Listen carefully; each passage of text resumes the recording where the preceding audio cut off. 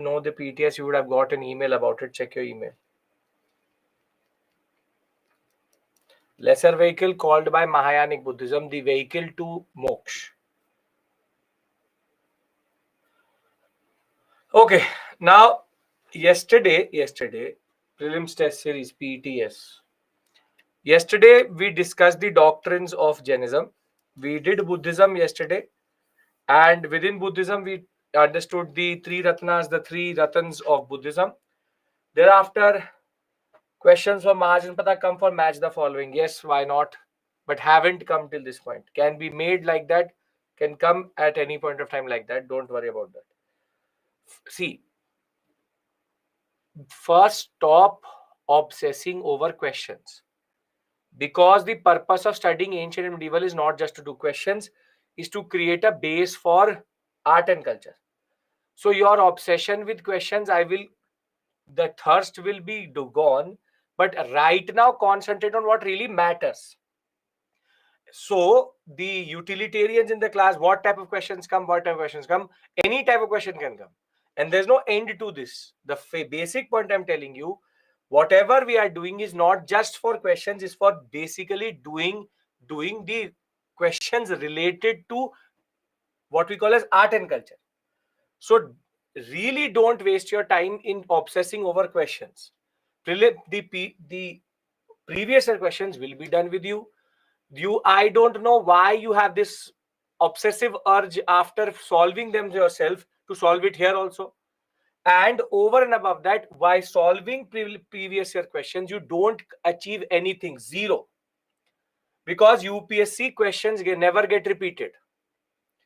So even by solving that, you are not getting anything out of it.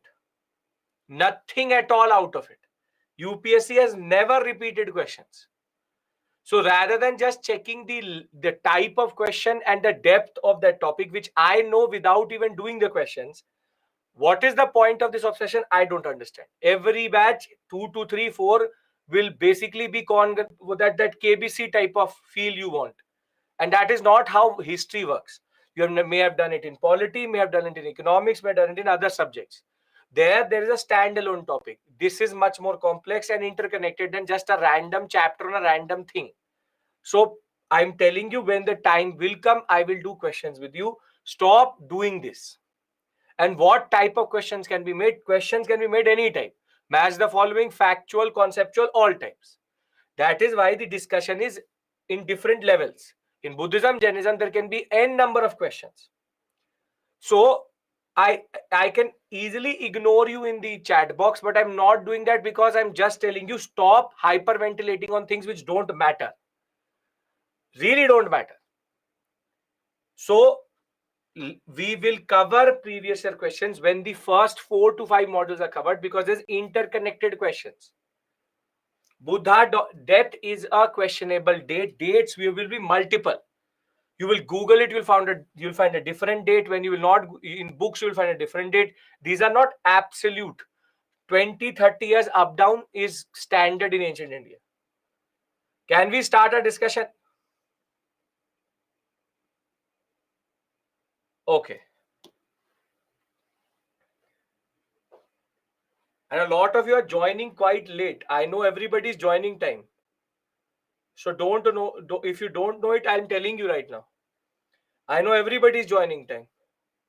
This fashionably 13, 20, 14 minutes late. I will not wait for 13, 14 minutes. I will start within the first 5 or 10. So I'm telling you, whoever has joined in the past 5 minutes. So this fashionably late thing not going to work. Then if you'll ask me questions, I know when you joined, I will not answer also. So it becomes a vicious circle. Okay. Now, Buddhism, we discussed the 3 ratnas. Then we discussed the 4 truths, noble truths. And thereafter, the 8-fold path. When we had covered this is the core philosophy of Buddhism. We went to the 4 Buddhist councils. And from the 4 Buddhist councils itself, we saw that at 2 books were written, which is Vinay and Sutta, here Abhidhamma. And 2 and 4, you have the splits. One Theravada and Mahasangika, the other one Mahasangika splitting up into Mahayanic and Hinayanic. We discussed Mahayanic, Hinayanic and Vajrayanic. And Mahayanic Buddhism, we discussed how Buddha is God, Bodhisattva concept, and over and above that, the idol worship. Hinayanic, only symbols. There is no idol worship. Buddha is a teacher. Vajrayanic is an offshoot of Mahayanic itself, wherein there is a lot of what we call as impatience within Mahayanic Buddhism. So Vajrayanic Buddhism develops as for Tantra and Mantra. Here it's Tantra, Mantra, and Yantra, which is the tantric form of Buddhism, which is Vajrayanic. Offshoot means that it comes out of. It is a product of the Mahayanic Buddhist idea. Now, within Jainism, we understood that Jain philosophy is quite old according to Jain mythology itself. And Jainism philosophy is linked to a person called Rishabhnath. However, when Rishabhnath was alive, there was no need for making a religion. And that is why next 23 Tirthankars or Jinas did not institutionalize.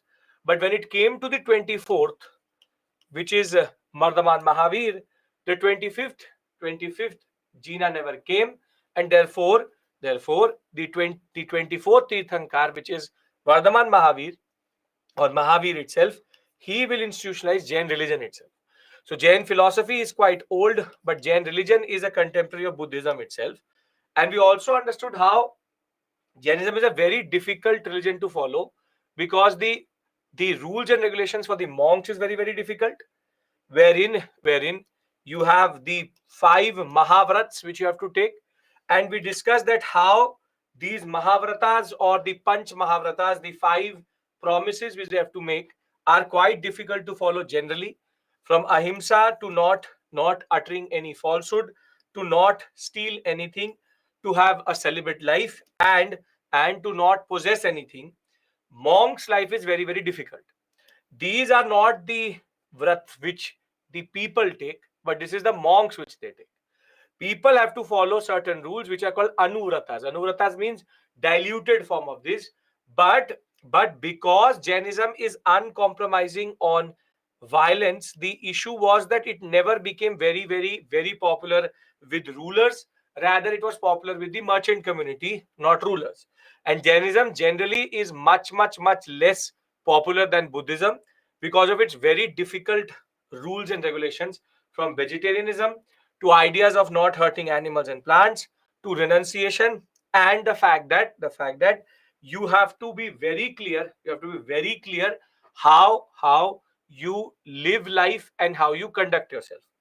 Inner purification, the idea that before you became a Jain, everything was a sin. Karma is sin itself. In turn means that there's an obsession with inner purification, an obsession with the fact that you have to, in a way, self punish. Punishment of the self is a way of cleansing of everything. So cleansing or self purification via what we call as self penance is something which is quite important. That way, which is the idea that in Buddhism there is meditative positions.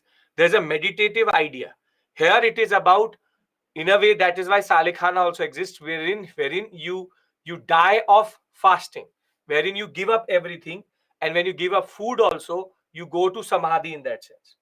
So very simply, Jainism is a very, very, very difficult religion to follow generally. And that is why it was not that popular as Buddhism. Buddhism became very popular, Jainism did not. Because of the Anuvratas and the Mahavratas, very, very difficult that way. And in that sense, becoming a Jain monk is also quite difficult. Whilst Buddhism today has become diluted quite a lot, Jainism still exists in its core form in multiple communities across India. Now, like Buddhism, this is what we did yesterday. Yes or no? This is what we did yesterday. The idea of Buddhism, the idea of Jainism, basic concept is what we covered yesterday. Yes? Now, like Mahayanic and Hinayanic, there are also two schools within Jains. One is called Digambar, and the other one are called Shwetambar. Now, the idea of Digambar Shwetambar is quite simple. The Jain community in North India had to basically get divided into two groups when there was a major drought-like situation in Magad and that whole sector. The Jain groups divided themselves into two. One went to South India in order to Jainism to survive, and the other went to North India, or were in North India, remained in North India. The ones who remained in North India called themselves Shwetambar, and the ones who went to South India are called Digambar. Now, there's a major difference between the two when it comes to clothing. Other than that, there's no major difference generally. The core ideology is both worship Mahavira, worship the Tirthankars and Jina, but the name itself has the catch. The fact is, Mahavira, we know, had given up everything from clothing to everything. And therefore, Jain monks were known to be nude, and Mahavira and all Tirthankars before him were like that only. Now, Digambars believe that how Mahavira was nude, we also should not wear clothes. And that is why they are called Digambar. Dig means the sky is their cloth. And till today, Digambar monks, if you've ever seen, or if you have ever seen a procession of a Jain monk, Digambar monk, you would know that they don't wear clothes till today. On the other hand, Shwetambar believe that yes, Mahavira did not wear clothes. However, that process, that concept does not stand any relevance when it comes to 6th century BC and forward, and they wear white clothes. So you will see that there are two types of Jains today: monks, not people, monks. One who are Digambar, the other who are Shwetambar. Digambar monks will never wear clothes. Shwetambar monks wear white colored clothes. And the concept was very simple. Because Digambar monks did not wear clothes, there was and there was no monk was, or no nun tradition was there. Because women were not allowed to become monks in the Digambar tradition itself. It is only in Shwetambar where we start to find Jain women nuns and monks. And therefore, the idea is very straightforward, simple. The only difference between Shwetambar, Digambar is on the issue of clothing. One says, and both agree, that Mahavira and his disciples did not wear clothes. Digambar want to renounce everything. They only have two things. These monks either have a small broom to brush off any insects so that they don't kill them, because that is also violence. And they have a simple, straightforward lota, which is called a kamandu, for basic toilet hygiene. On the other hand, Shwetambar believe that this practice is obsolete now. We should not go for full nudity, and therefore they also modify the vrats for the people and wear white clothes. So white clothes means Shwetambar, Digambar means no clothes. This is not as complicated as the Mahayanic or Hinayanic.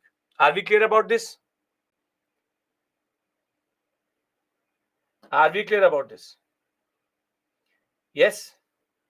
Okay. Now I told you that there are subsects. There are 18 subsects in Buddhism, but there are only 5 to 6 subsects. Water guard means lota. There are only 5 to 6 subjects in Jainism. And in the examination, what they do is that they mix up these two together. They mix up these two together. Wherein you have 2-3 options which will be Jain, or 2 or 1 option will be Jain, and 2, 3 Buddhist together. And therefore, what happens is that if you know the Jain ones, you can easily come to the answer. So when we talk about Jains, we divide them into two: Digambar, Shwetambar.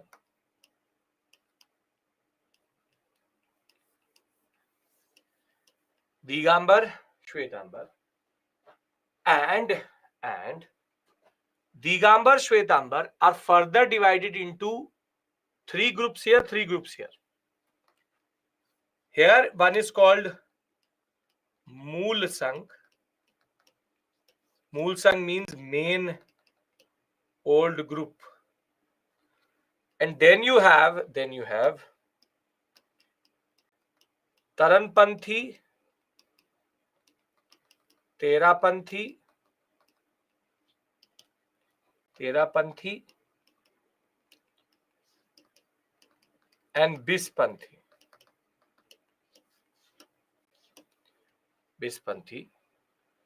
And the basic idea is that they are the ones who were part of the original sect itself, and later the Mool Sang basically gave rise to 3 to 4 groups within it called Bis, Tera, Taran, because you don't have to remember Panthi.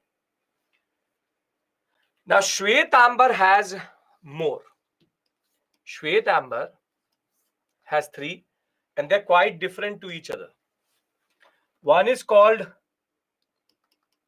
Murti Pujak, then Sthanakvasi, and Terapanthi.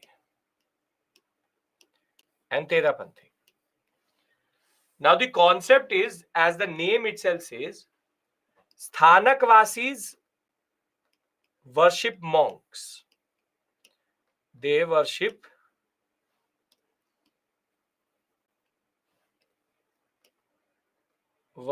monks or Jain monks. On the other hand, Murti Pujaks worship the murtis or idols of Tirthankars. And Taranpanthis are also monks. But there's a difference between them further. Sthanakvasi will pray to saints and wear a mupatti, which is mask. But Murti Pujaks will not wear a mupatti and will go to the Tirthankars. So here there is masks. Now you will ask me, what is the difference between this Terapanthi and this Terapanthi? Can anybody tell me what is the difference between them? What is the difference between this Terapanthi and that Terapanthi? Basically clothes. There's one Terapanthi who wear masks and clothes. There's one Terapanthi who does not wear mask or clothes. That is the basic point. So you can make it in like a Venn diagram also. For example, you have masks. Don't ask me what is masks, because it doesn't mean either. It means that you are born today, that you have no idea what is COVID-19.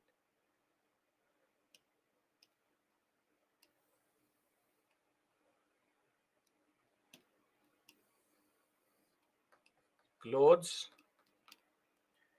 and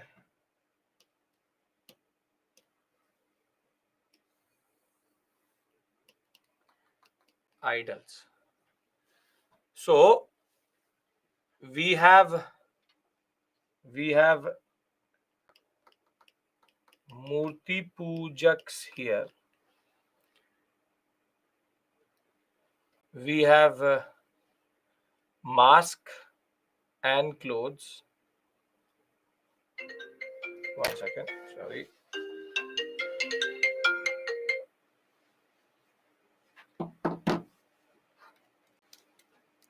Murti Pujak, only Murtis, and they wear clothes, so we have to put it here.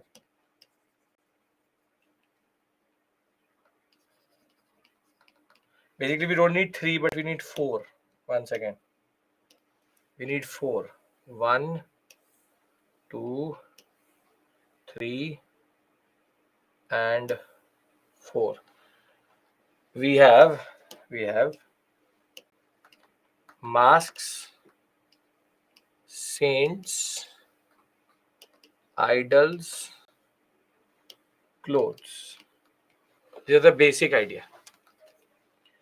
Now here, when we talk about idols and clothes, you have murti pujaks.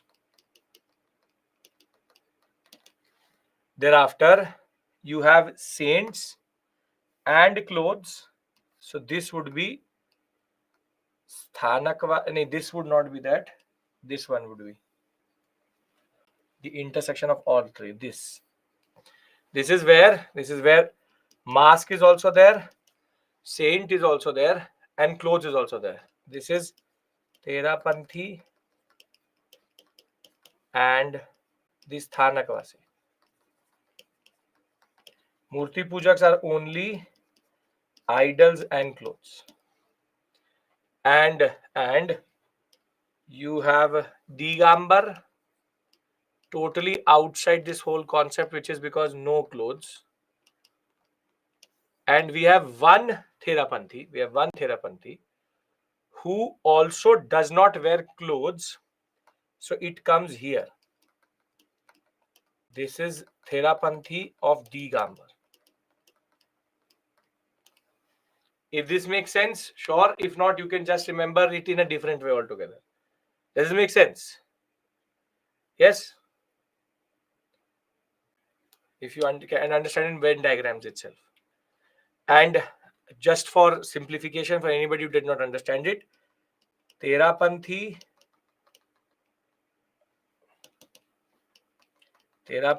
can be 2 types, Digambar and Shwetambar. And here there are monks, that masks. And thereafter you have Sthanakvasi, which is monk plus mask. And Murti Pujak, which is Tirthankar and no mask. Now clear if you find that Venn diagram difficult. Right? Okay. Done? Can we move on?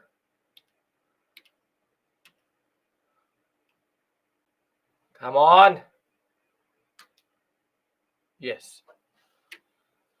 Now, again, Jains are quite considerate to UPSC aspirants, wherein they don't have a lot of councils. One is the first, and the second one is the simple 2 Jain Buddhist councils. One is in Patliputra and a person called Stulbahu, and here 22 books were written, which are called Angs. And the second one happened in Valabhi by the Shwetambars in Gujarat, and 12 books were already there. So 12 sub books were written. That's it. Nothing big, nothing small. And when we'll do art and culture, literature part, I will discuss with you Buddhist and Jain literature. Because if I start to do Buddhist and Jain literature here, you'll most probably faint. So I pick that up and do it separately. All is going on with, yes, parallelity to Buddhist timeline. Everything is parallel to Buddhist timeline. Jains, Buddhist, Vedic, Brahminism, all three existed together in the 6th century BC. That is the period of what we call as the second urbanization. Now, when we talk about spread of Jainism, when Mahavira was alive himself, he made sure that he had disciples who could take it forward. 12 and 12. 2. I did not. First 22 or 12. You said 22. What 22? 12, 12, 12, 12, 12, 12, 12. Now, Mahavira, when he was alive himself, he had 11 disciples. Disciples wherein the different schools he had already decided about them. Now, Arya Sudharma was one of these, what we call Ganadharas, who was the only one who was able to survive by the time Mahavira died. So he is called the first Thera, meaning the one who succeeds uh, what we call as Mahavira is called the Thera. And there was the one Thera who was left, which is Arya Sudharma. Thereafter, Arya Sudharma appointed two more Theras, which is the Sambhavata Vijay and Bhadrabahu.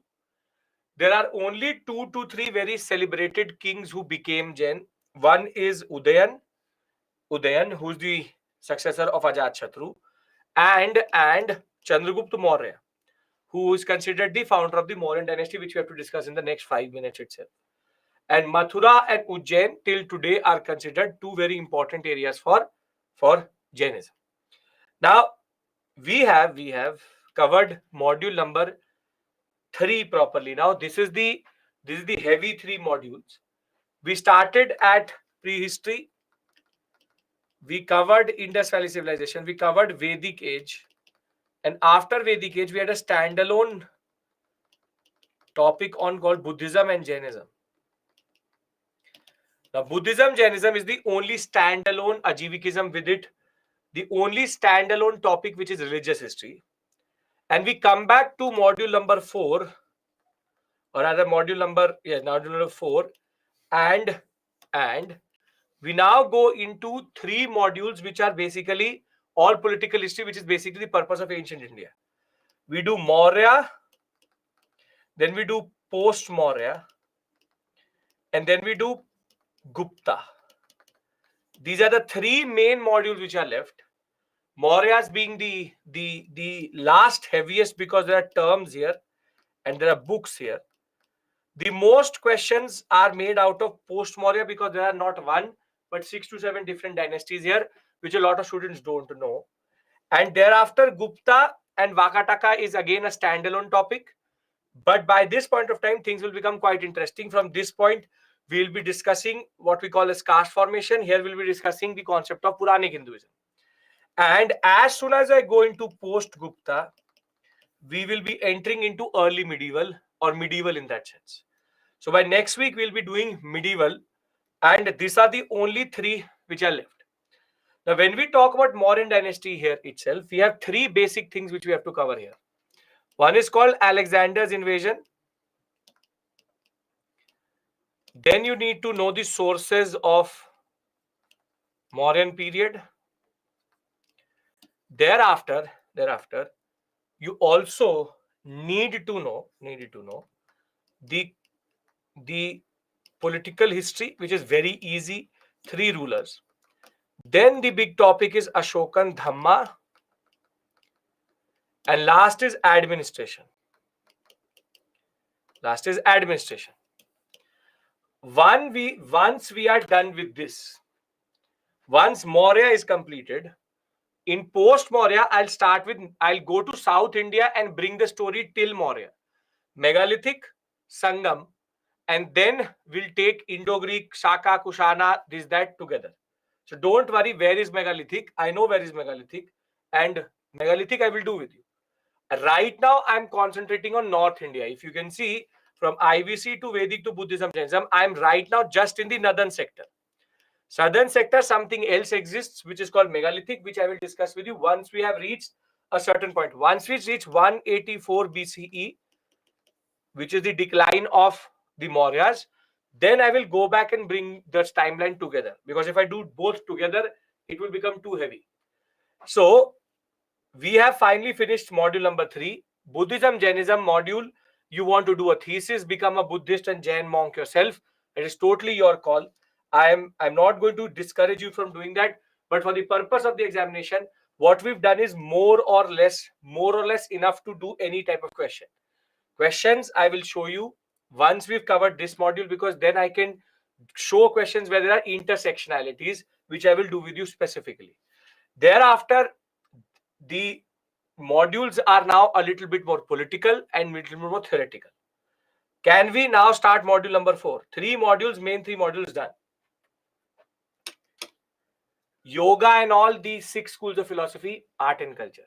We'll discuss that. Ekta, firstly, stop typing in all caps. It doesn't do anything. It makes it harder to read also. So you make it in, sir, means Thanakvasi worship their monks, which means that who are alive. Murti Pujaks worship who are not. Yes. But you can stop typing in all caps. Okay. Now, when we talk Digambar Therapanthi were monks, no, they were nothing. Okay. Indo-Greeks, yes, we will do Indo-Greeks also. Very good. Module number 4, there are 3 chapters in R.S. Sharma and 1 chapter in the NCERT. This is a very interesting module because mostly everybody knows about Ashoka. So people have a little bit of idea. But first, let's talk about Alexander. Now, if you remember, maybe you don't remember, I left you at Magad. Political history, Magad. Magad saw trade, saw 3 religions rising, saw Buddha and Mahavira live, and it also saw punch-marked coins. In that sense, we have 3 to 4 major developments during the Magad period, and what Ananya, Upinder Singh is an optional level book. This discussion has nothing to do with optional. Optional ancient India is very different and depth is much greater. So I cannot tell you Upinder Singh chapters. There's an optional level book. Now Magad, and whatever is relevant from that book, I'm already doing it. What was the last dynasty known? What was the last dynasty? Nanda. Very good. And who is the last ruler of this Nanda dynasty?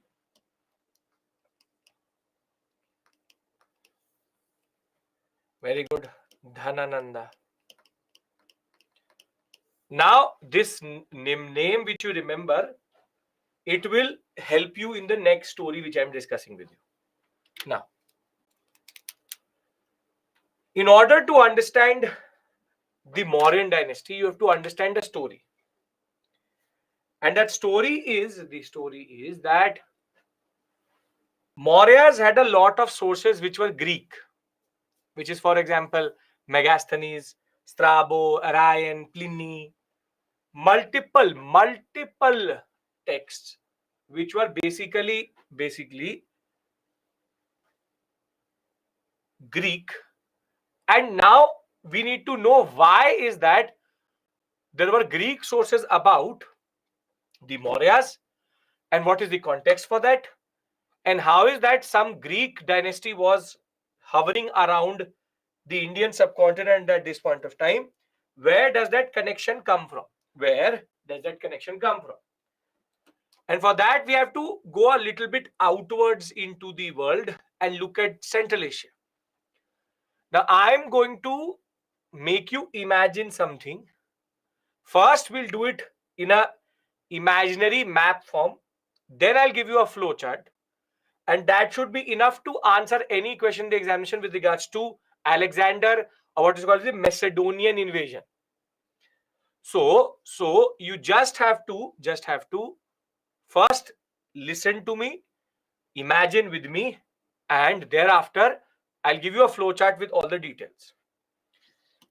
Now the concept is very simple. There's a river here.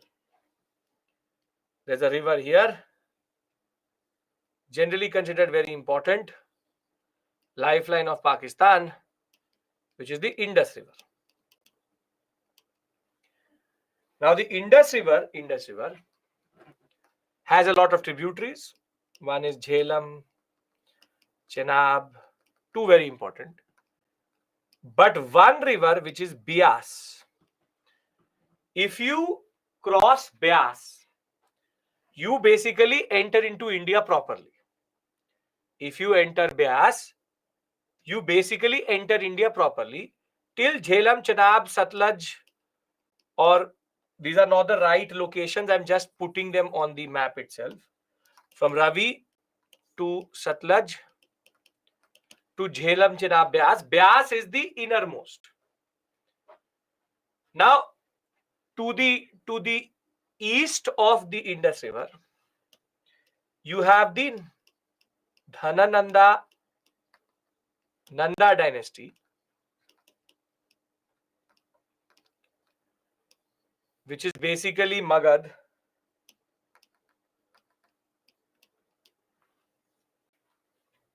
But we have not discussed what was happening beyond the Indus River.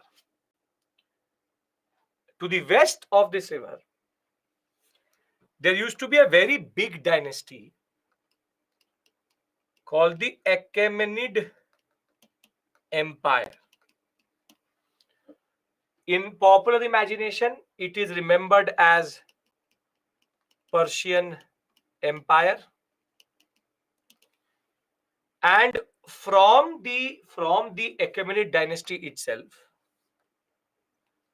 from the Indus till modern day Greece and a place called Macedonia, which is in Greece today, this whole sector was the Achaemenid Empire. What is the range of Magad? Nobody knows. Reach is still Magad. Reach is still Indus. There are no defined boundaries. Starts from the eastern sector, goes till the western sector. Now, this color which you see, the brown color which you see, from this point in this map till modern day Macedonia, everything was part of the Achaemenid Empire.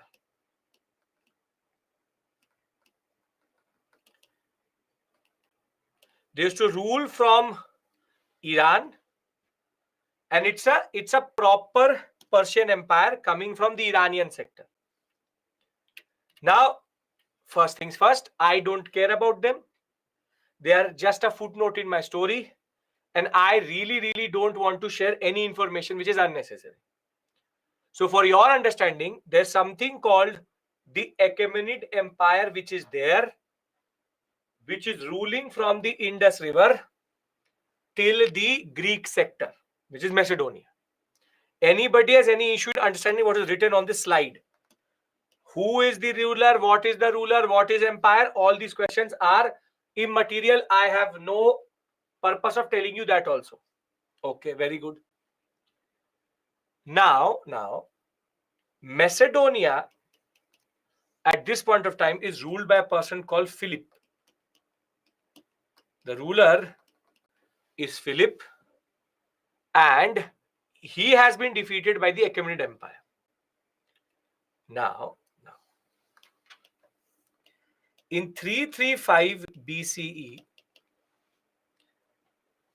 the configuration remains the same here. The configuration remains the same here.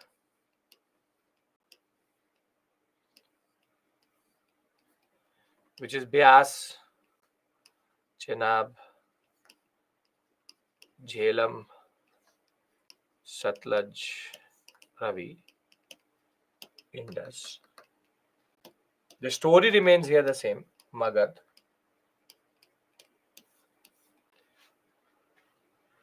But what happens is that in Macedonia,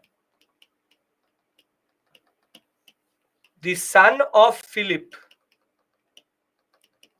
name Alexander the Third, also known as Sikandar in India, Alexander will rise. And Alexander, I know Karaku, the river order is Completely wrong. 0. 0 out of 100 in geography. No issues. History teacher. Okay. Now, either you don't listen to me or you get something out of it. I told you that the order is random. Now, Alexander will rise in the Macedonian sector. And thereafter, he will start to now fight against the Achaemenid rule.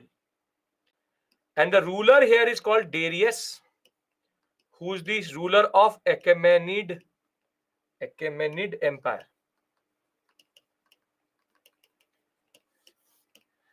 Now, he will now start to expand into the areas which used to be previously the Achaemenid dynasty, and this map shows that route which he took. For example, he started from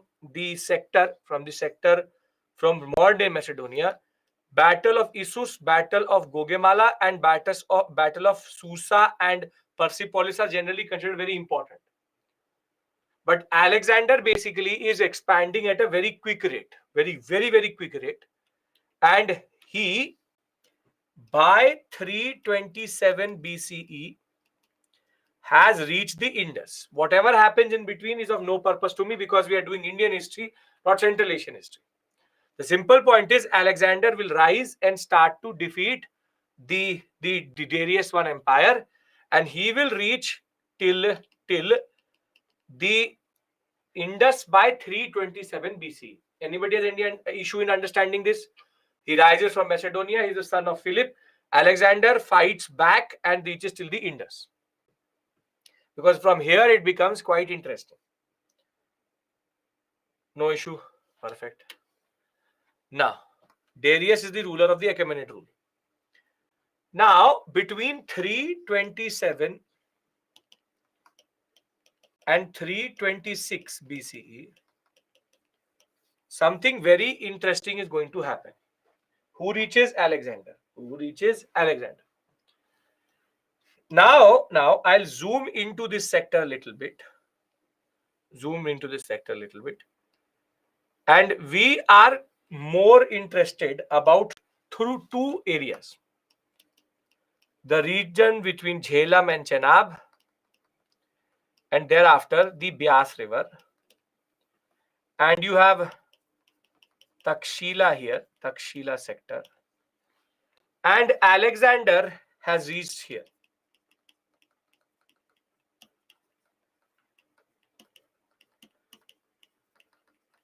Now, Alexander has been expanding very quickly.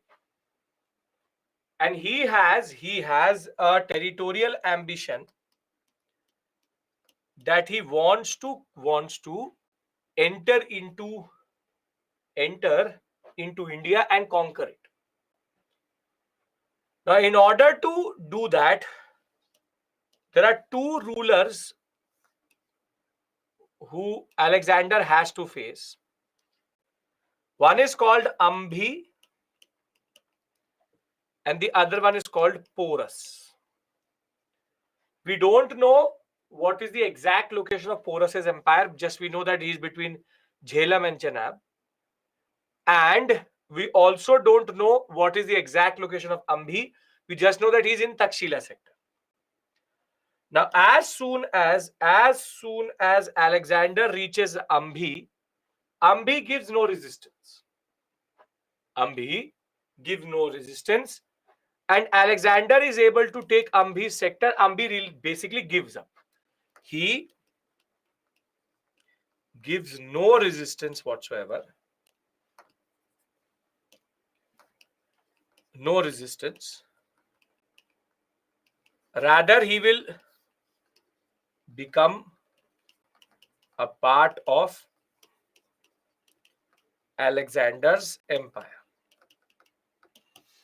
Now, Porus or Puru, called in different texts different things, he will not be the same. And when it came to crossing the Jhelum and Chenab, Porus gives very strong and heavy resistance. Very strong and heavy resistance. And it takes Alexander 3 months to defeat Porus. Porus will be defeated in what is called as the Battle of Hedepetus. Hedepetus was the name given by the Greeks to the Jhelum river itself. He will get defeated. And now, very decisively, Alexander will reach the Byas. Alexander has reached here. Now, Alexander was very happy and very impressed by the resistance provided by Porus. So he does not kill Porus, but rather restores Porus back his dynasty and his area, saying that you should be a part of the Alexander's empire. So in 326, he will basically be sitting at the Byas river, having crossed the Jhelum river. Now, very decisively, Alexander knows that the next person he faces is Dhanananda and the Magad Empire. And he knew about Dhanananda's army, he knew about Dhanananda's might, and he knew about Magad's very strong elephant and what we call as the weapons division of Magad was known everywhere. Now, Alexander says, okay, it took us 3 months to kill Porus, to defeat Porus. Let us cross. But very fortunately and very interestingly, as soon as Alexander decides to cross the river Byas,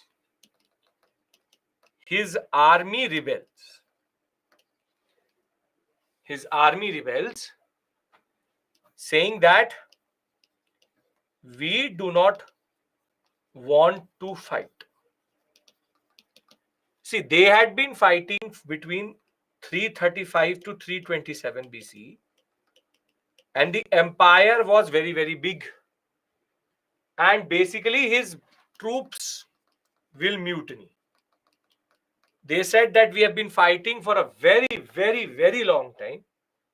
We don't want to cross the Byas, and now defeating Dhananda may take a year. If defeating Porus took 3 months, we are in no mood to fight further. And very decisively, Alexander chooses to go back. Alexander chooses to go back. Alexander rather decides to go back.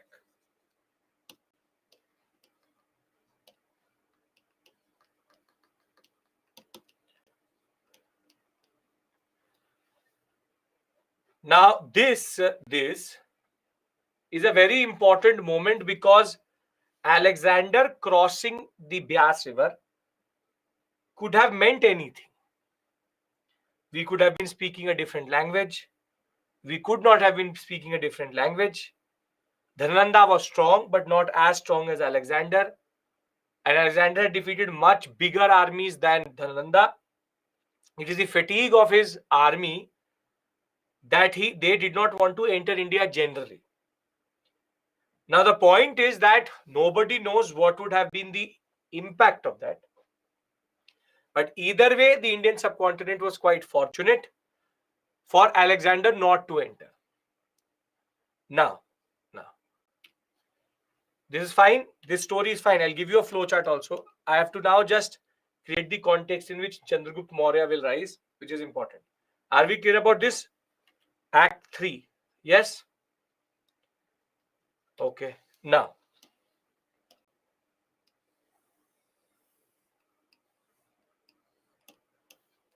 Indus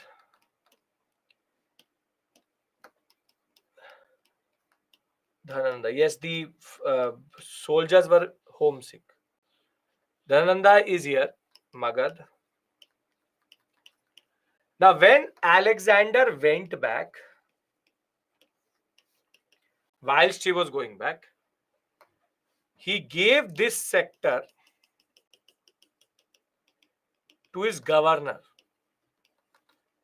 And the name of that governor is Seleucus Nicator I. He is Seleucus Nicator I. Seleucus Nicator I. Now, two things will happen simultaneously. One thing, which is Alexander will die.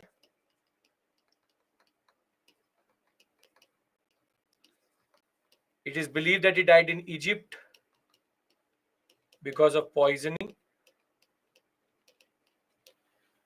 But as soon as Alexander dies, Seleucus Nicator I gives up this position of governor and he starts to expand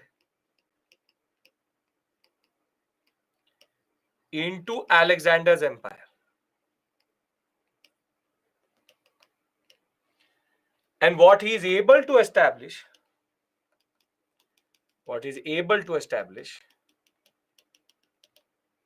is called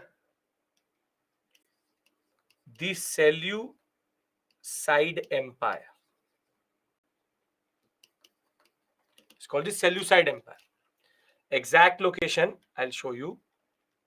The Seleucid Empire is exactly where Alexander was. It is expanding at the expense of Alexander's empire. On exactly where Alexander is, he's taking the advantage of Alexander not being there. So the Seleucid Empire has risen here. At the same point of time, when Seleucid Empire is rising, Dhanananda will be killed by a general of his army named Chandragupta Maurya. And he had been given help with the help of Kautilya or Chanakya. Different names, Vishnugupta, multiple names. The fact is that the Seleucid Empire and the Mauryan dynasty rise or rose at the same point of the time. They rise at the same time, exactly. And now the question was, who will have control over this sector, which is Mauryas under Chandragupta Maurya,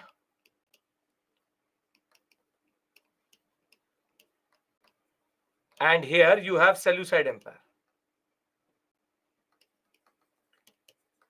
And they are fighting for this sector. Who will have control over the Indus and beyond? And basically here, Seleucus Nicator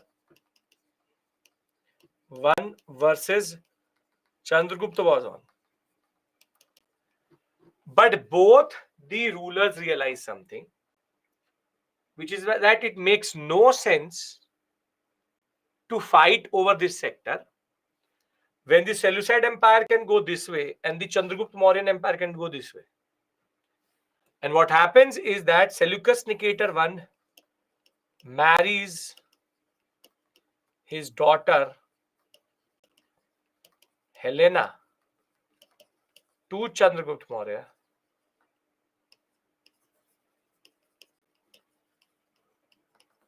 and this area becomes Mauryan territory. And basically, now India's northwestern sector is perfect. In the northwestern sector, you have the Seleucid Empire, and in the heartland of India, you have the Mauryan Empire. And very simply, now Greek scholars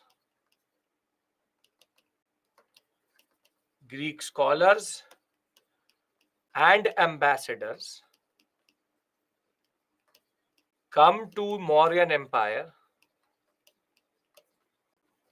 and the first one such was Megasthenes, then Strabo, then Justin, then Arrian, and then Pliny.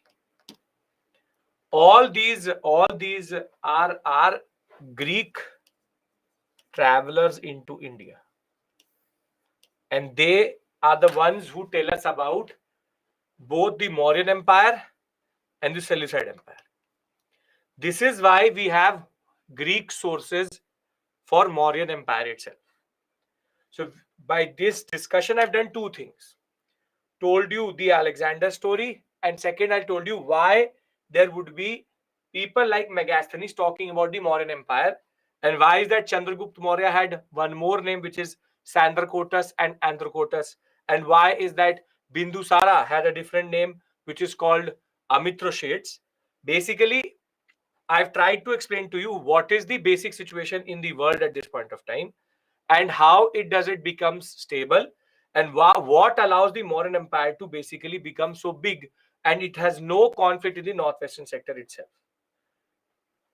What this line representing now is basically the Indus is now flowing within it.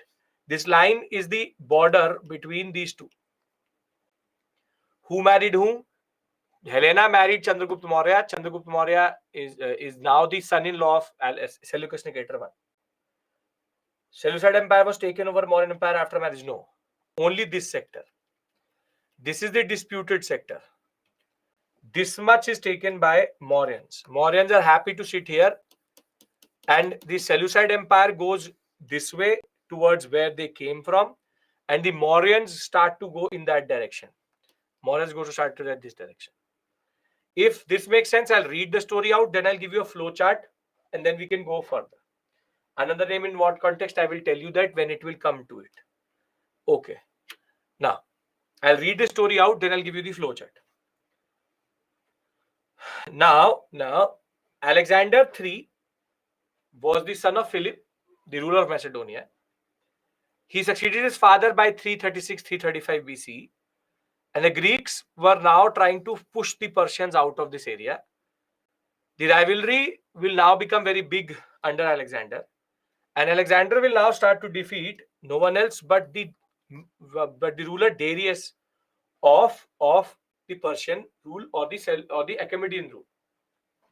He will beat him at the Battle of Issus and take Gaza Strip, Egypt, Babylonia, Susa, and Persepolis.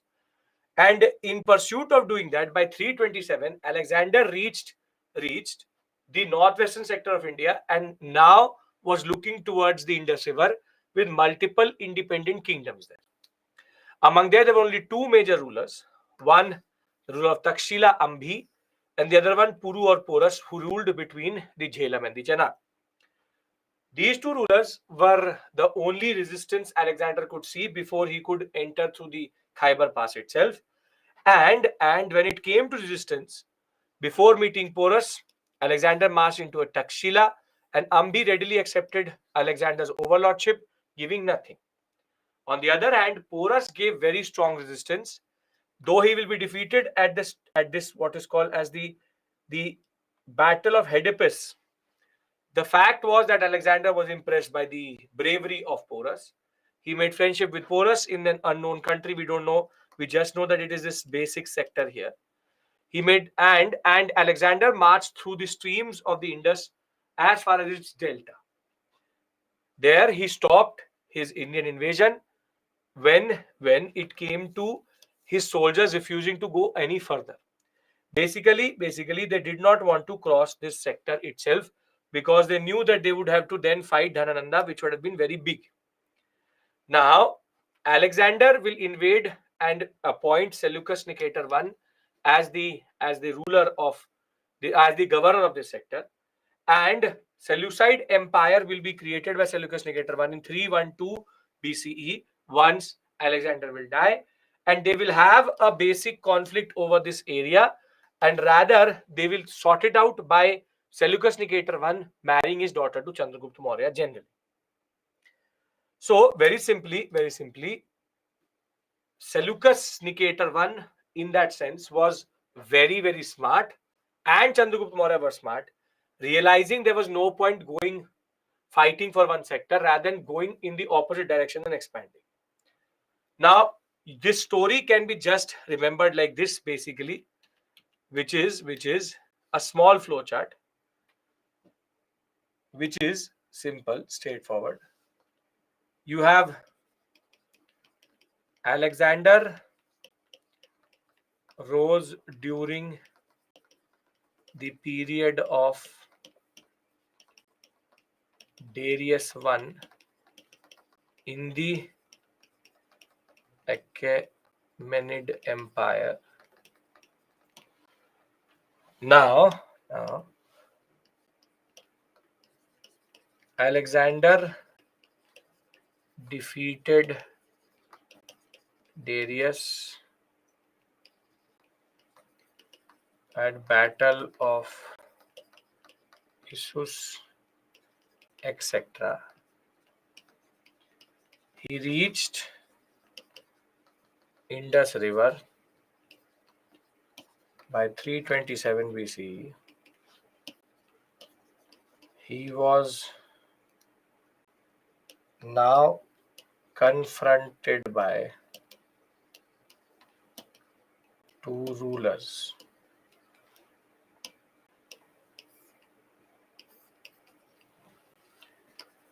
Ambhi did not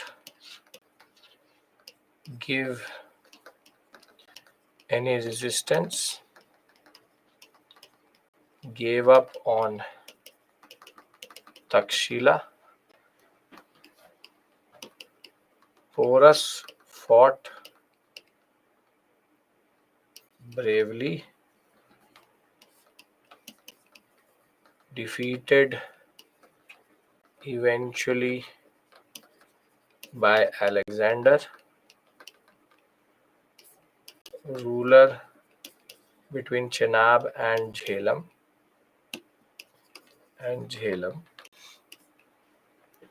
Defeated eventually by Alexander, and Alexander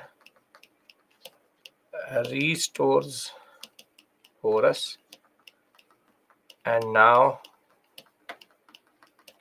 wants to cross the Indus.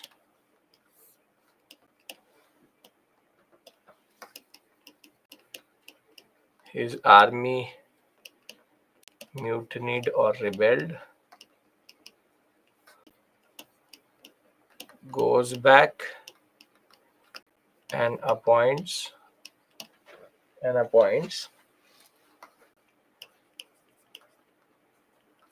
Seleucus Nicator I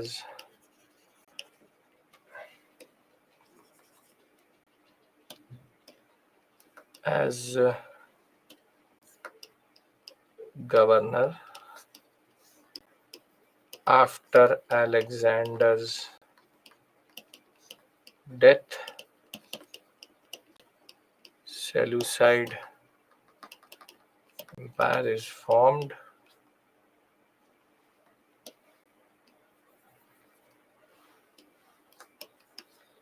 Is carved out. Chandragupta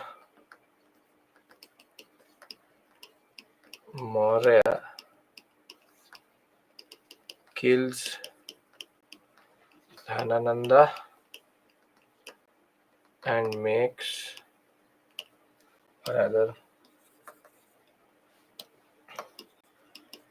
establishes Mauryan Empire. Matrimonial alliance. Helena marries Chandragupta. This is basically the story. Make sense?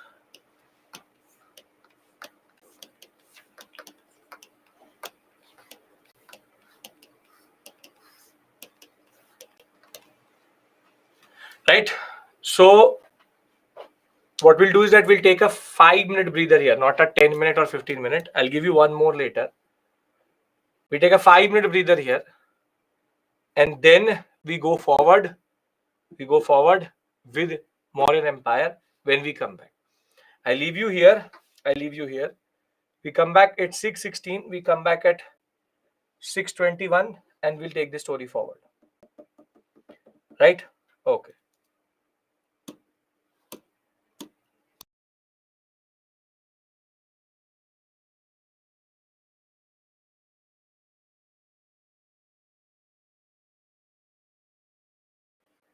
Again, while writing answers, Jhansi Rani, there is no mains question from this. Okay. Now the next project or the next thing which we have to know about Mauryas is a little bit painful. I have to go through it. Can't help it. Are the sources. What do you want to do? Can highlight keywords by... No, don't do that. Don't do that. Will waste your time.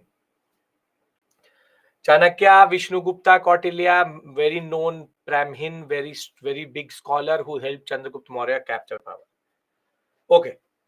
Now, when we talk about sources, there are two types of sources which I told you. Why Alexander's army rebelled? Because it has been fighting for now close to 8 years. And Alexander died because of basic diarrhea, and he poisoned himself in the way of basically getting the treatment for that. I really don't care. Alexander is nobody to me. But yeah, that is the story. Okay. Now, that's a separate history altogether. If you actually go into Alexander's history, separate history altogether. Now, indigenous and foreign sources are there. Now you know why there are foreign sources. So the most important sources which UPSC will never ask directly straightforward is the Arthashastra. The Arthashastra is considered the most important book when it comes to political theory, and it was written by Kautilya or Chandragupta or Chanakya. Chanakya, Kautilya, Vishnugupta, all three names are used for him. And he wrote the Arthashastra as a text which tells about how the Mauryan Empire actually was ruled and what was the basic, what we call as administrative setup. Then, see, the period between the empire was there. The Mauryan Empire basic period is considered to be 324, 321 to 184 BCE. Now you'll realize something, that these texts were written much later. Close to 700 years later. But for example, the Mudraksha by Vishaka Datta talked about Chandragupta Maurya and how he defeated the Nandas. Some text which is written 500 years later talks about the Mauryan Empire. What does it indicate? What does it indicate? It indicates that the Mauryans were so powerful and were so known that even 900, 1000 years down the line, people are talking about them. And that is why it becomes even more interesting to know why is that the Mauryans were known like this. So you have to remember Mudraksha, Vishaka Datta. standard thing, mud visa. You can remember it like this, but have to learn these texts because very important. Then you have a very important text for Harshvardhan called the Harsh Charita by Bana, and this talks about how Mauryan Empire declined. Then you have the father of Indian history, Raj Tarangini by Kalhan. This is the book. This is the author. Raj Tarangini by Kalhan. Kalhan wrote the history of Kashmir and how Ashoka developed the Srinagar sector. Then you have the Puranas, which are Hindu texts. Then you also have the Jatakas, which are Buddhist texts, which talk about the basic conditions during the Mauryan period. Not have to remember this. You have to remember this for sure. 1, 2, and 3. And there you have Hemchandra's Pratishta Pravan, which is a Jain poet talking about how Chandragupta Maurya converted to Jainism and did Salekhana. This also becomes important. Now, the way you can remember is very simply Mud Visa. Then you have Harban. Then you have Raj Kal. If you'll make these small types of what we call as acronyms, it will help you generally. This area has a lot of text and a lot of terms. The last major area, which is like this, because the Arthashastra gives us a lot of terminologies, so you have to remember it for the examination. Now comes the foreign sources, which are also quite a lot, which is the 4 Greek sources. Indica by Megasthenes talks about the Mauryan administration like Kautilya.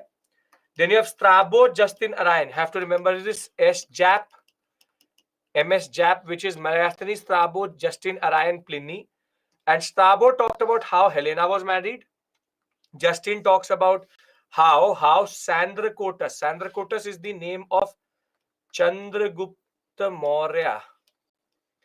In Greek text, he's called as Sandrakotas. What type of questions can be made from this area? Match the following. Has come this year itself, 2023. I will tell you, I'll show you that question. But the problem is 2 options are from this period, 2 options are from the Gupta period. So the questions are straightforward. They can give you match the following, this pair, that pair. Is the pair correctly matched or not? Standard questions can come from this area. Then you have Arayan. Arayan talks about Nanda's army when the Greeks had reached there. And Pliny talks about how the Mauryas had a very big army. Now, don't go by the numbers too much. 6 lakh infantry is a very big army, but don't go by these numbers, inflated numbers. Then we also have 3 foreign travelers from China. Fahian, Hunsang, Itzing. FHI, remember this.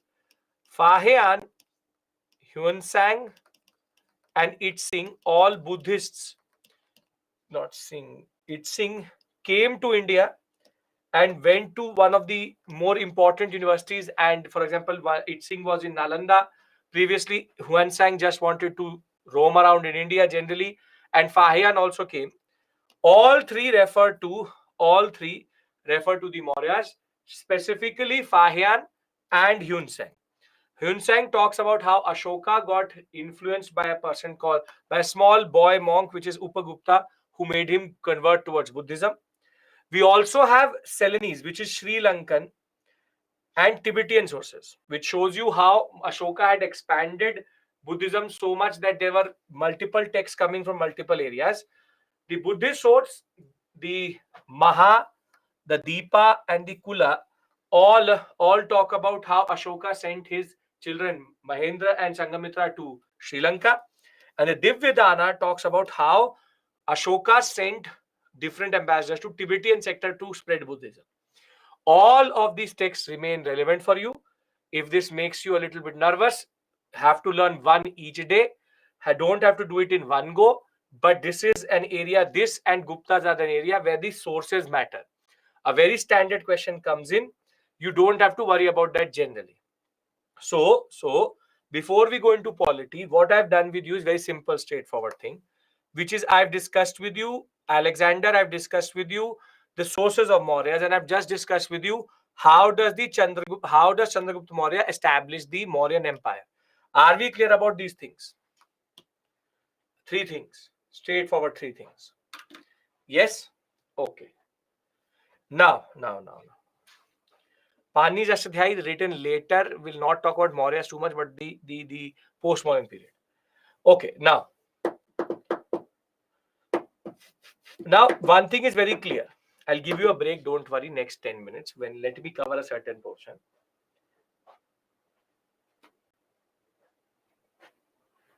See, now there are two things which you need to know. UPSC mostly doesn't care about political history, which is who fought whom, this, that. And the pattern also shows that they're either asking conceptual questions or they're asking questions which are mostly factual but not in a political sense. So, in no way or form, I am going to tell you every battle which Chandragupta Maurya fought, every battle which Bindusara fought, every battle which Ashoka fought. Saying in that context that we have to just know their names and what are the major things which happened during the Mauryan period and why is Maurya known for Mauryas. Why am I saying this to you? Because when you read R.S. Sharma, when you read any random book, they start to give a lot of data. He fought this, he did this matrimonial alliance. PCS level examination, sure. Net for sure. But UPSC would rather ask you a much harder question related to Dhamma than to ask you something very straightforward related to political. So, very simply, yes, we are still in North India. Very simply, I do not want to give you any unnecessary data. Because if I become like R.S. Sharma, then what's the point? So your idea has to be very clear. Whatever I have given you in this PPT and whatever I'm going to discuss with you about them is more than enough to answer any political question if it comes. Other than that, you are really, really into Chandragupta Maurya. You want to really go and do a thesis on Bindusara. Sure. Totally your call. Totally your call. And I'll be happy to suggest you books also. But my discussion here is not going to go into that section. Are we clear about this? This is not just for this period. This is for all periods. I will not go into, for example, I don't do, for example, Akbar's every campaign I don't do because that's not important for you. We need to know where to draw the line. And I'm drawing the line here. Whatever we do in class is more than enough. And that is perfect. And don't watch serials for history. Bimbisara, Bindusara, I don't know, Chandra Nandin, whatever it is. Don't do that. All of that is all made up crap mostly. So don't have to do it. Okay. So please, to stop watching movies for history, enough books are there for that. Now, when we talk about political, what is more important than administration, Dhamma, ideas of Dhamma, what is the concept of Dhamma, Dhamma's principle. You will see whatever is important, I will do it with you. Panipat is medieval. Okay. No, 2016 ka ho ya 2023 ka ho, doesn't matter. It will be crap still. Okay. Now, in political, there are all the rulers. The first thing is, I don't want you to do this. These don't matter to me generally. What matters to me is that you remember the 3 to 4 major rulers. Chandragupta Maurya, everybody remembers. And Bindusara. And yes, Sania, Bindusara and Bimbisara are different. First thing I told you about Bimbi was that he's a Haranka ruler, he's a Magad ruler. This is Bindusara and that is Bimbisara. Then you have to remember Ashoka. And for the sake of art and culture, also remember Dasharath. And thereafter, I don't care about Sampriti and these people. I just care about Brihadrath. Why do I care about Brihadrath? Because always first and last ruler is important. Because he will be killed by a person called Pushyamitra Shunga to basically launch the next dynasty. Chandragupta Maurya, Bindusara, Ashoka, Dasharath, everybody can remember. Dasharath because of Ramayan, Ashoka everybody knows. Bindusara, okay, Chandragupta Maurya everybody knows. Brihadrath is the only one which you have to remember. Now, I will say one thing to you, which is very simple, straightforward. There will be a certain feeling which will come inside you right now, which is why? Why should I learn it? Or there is too much facts, sir. My head is going around. The world is turning around. Dunya ghum rahi. I cannot manage it.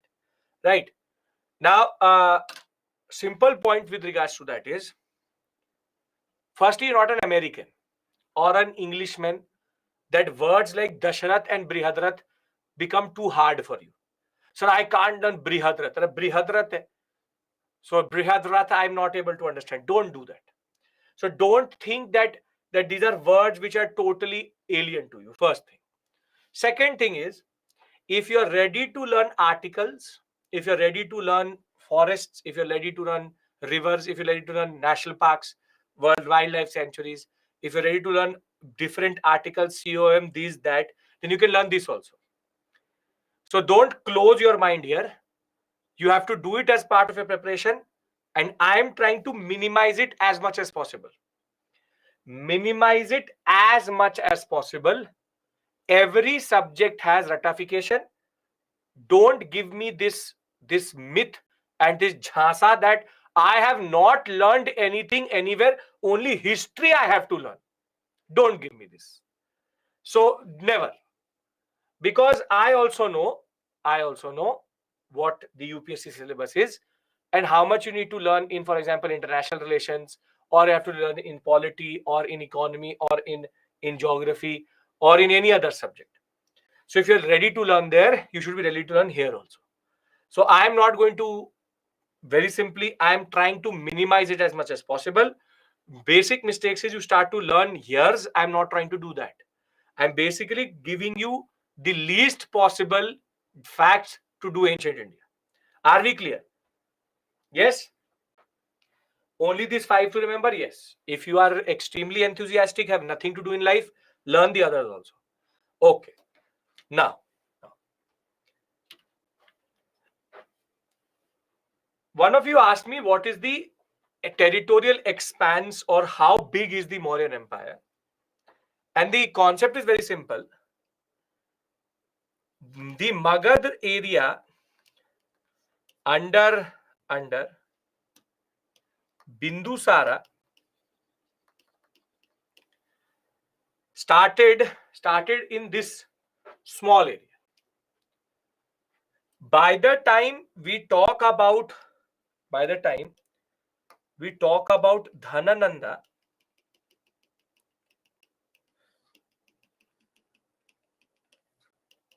Dhanananda, had a big empire.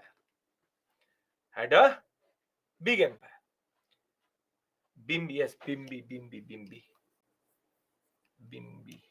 Said something, wrote something else. This is under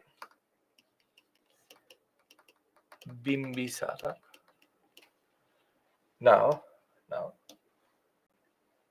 Dhanananda, the empire is much bigger. Both are not the same. Bindu, Bimbi. This is Bindu. This is Bimbi. I said Bimbi, wrote Bindu. Now, Dhanananda. Now, by the time Chandragupta Maurya captures power, he is able to take most of this sector.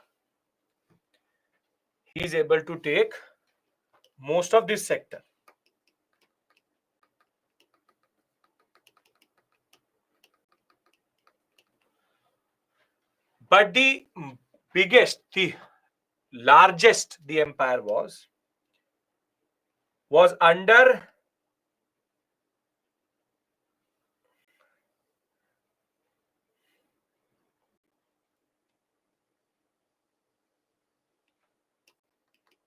Ashoka.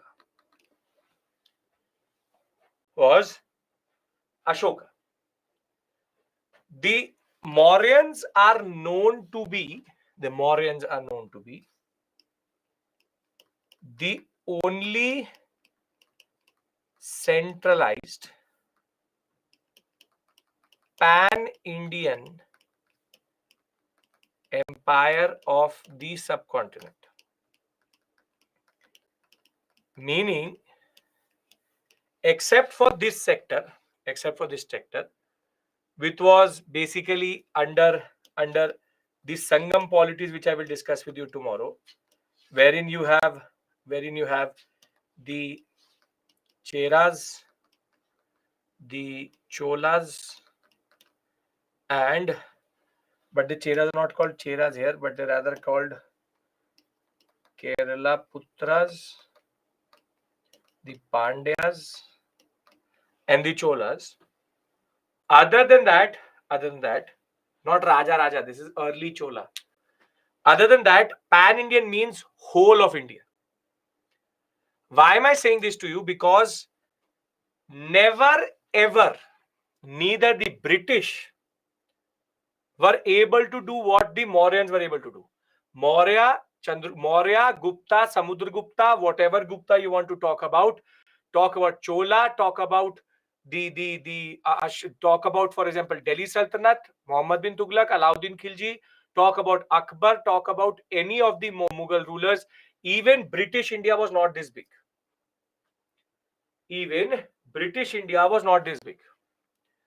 Whole of the subcontinent together was only held by the Mauryans. And the reason for that I will tell you is because in the post-Mauryan period, something happens. A tendency develops, which basically becomes the genesis of political fragmentation in India. But the point here is that the Nandas had already, or the Magadhan rule had already consolidated North India. Chandragupta Maurya added the whole of northwestern, and Ashoka took it to the highest point. Highest point was under Ashoka. Magad and Maurya are different, obviously, because Dhanananda is killed and Chandragupta Maurya is established. So are we clear about this? Because if we are clear, I'll take a break here. Then we come back and then discuss the rather interesting things, which is political history, Ashokan Dhamma, and administration. Yes? Okay, clear. At peak during Ashoka, yes. Can we read here about Chanakya? Chanakya is of no purpose to me. I will discuss his administration, sure. Saptang, I'll discuss all of that with you. Tirthas and all we'll discuss. Okay, perfect. So we come back at 7. Sure, why not? And we'll take the story forward.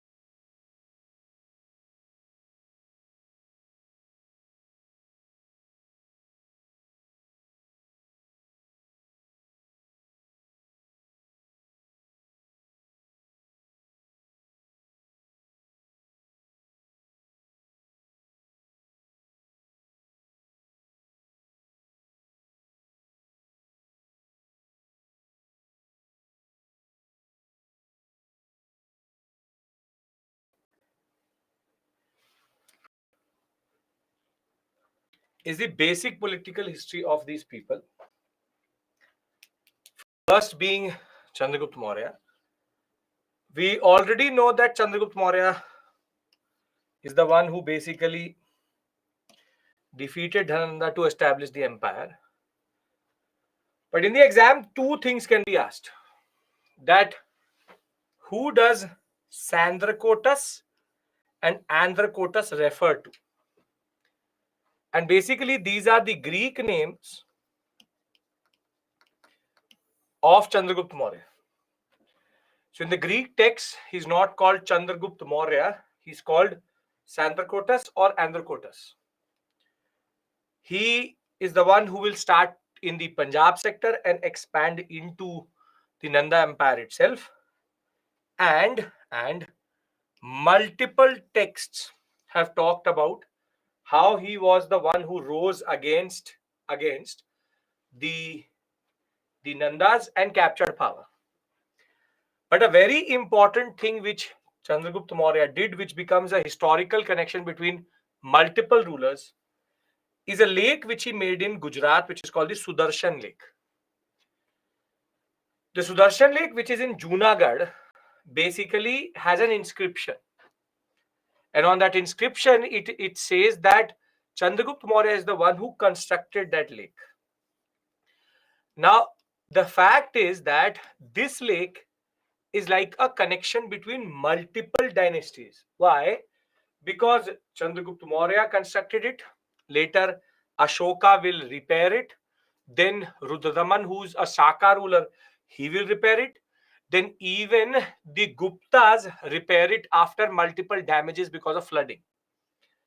So that one inscription, the Junagadh inscription, shows to us a historical chronology of these rulers from the Mauryan to the Gupta period itself.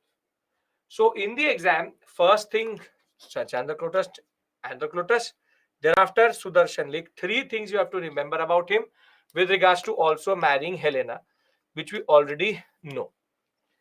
Then comes his successor, Bindusara. Now, Bindusara's name under Greek text was Amitroshets. This is the name which the Greek text give him. And it is basically based on the title which he got, which is Amitraghata. He used to call himself as the slayer of all his enemies. So they modified it to create it Amitroshets. Now, Bindusara was an Ajivik. We know that Chandragupta Maurya became a Jain because of Jain text itself. He is an Ajivik, remained an Ajivik all his life, and his relations with lot of different areas of the world was very good. Wherein Antiochus, who's the successor of Seleucus Nicator, one had a ambassador under him, which came and sat in his court. And you also have Ptolemy II Philadelphus, who's the ruler of Egypt,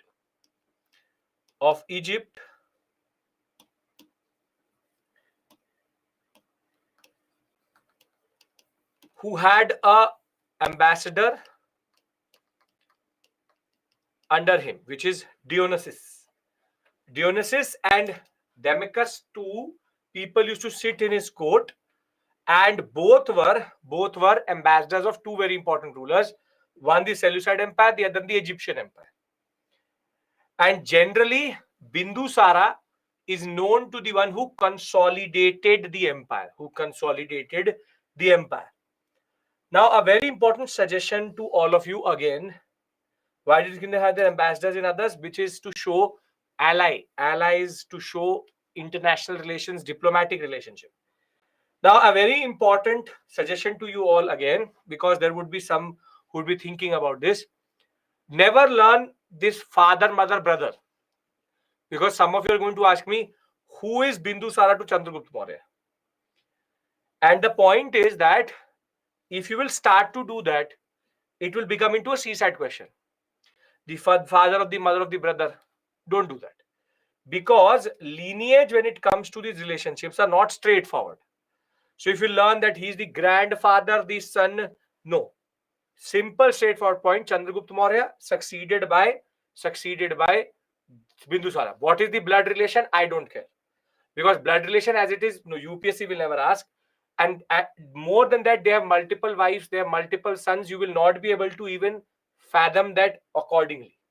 So the issue is that there are multiple lineages and you cannot follow which wife gave which word to Bindusara. I have no intention of doing it. So you should also not look for these things in books. That is he the son of Helena's, or he is not Helena's, then who is the mother of Bindusara? I really don't care. And you should also not get into these messy areas, which is multiple wives, multiple issues. Now comes the most interesting and most important thing, which is a person called Ashoka. Now, you would have realized by this point of time, I am not using a very well-known epithet for him, which is Ashoka the Great, like Alexander the Great, because that is something which I leave to you. For me, nobody is great, nobody is bad, nobody is wrong. Ashoka is Ashoka, Alexander is Alexander. So now comes Ashoka. Now Ashoka is the most well-known, and on the street, if you go and ask somebody, do you know history? He'll say no. But if you'll say, give me two rulers' name, he will say Ashoka Akbar. Because Ashoka, everybody knows. Everybody knows. And generally, because of that very bad movie by Shah Rukh Khan also, everybody knows generally Ashoka. Now, Ashoka is what is he known for? What is he known for?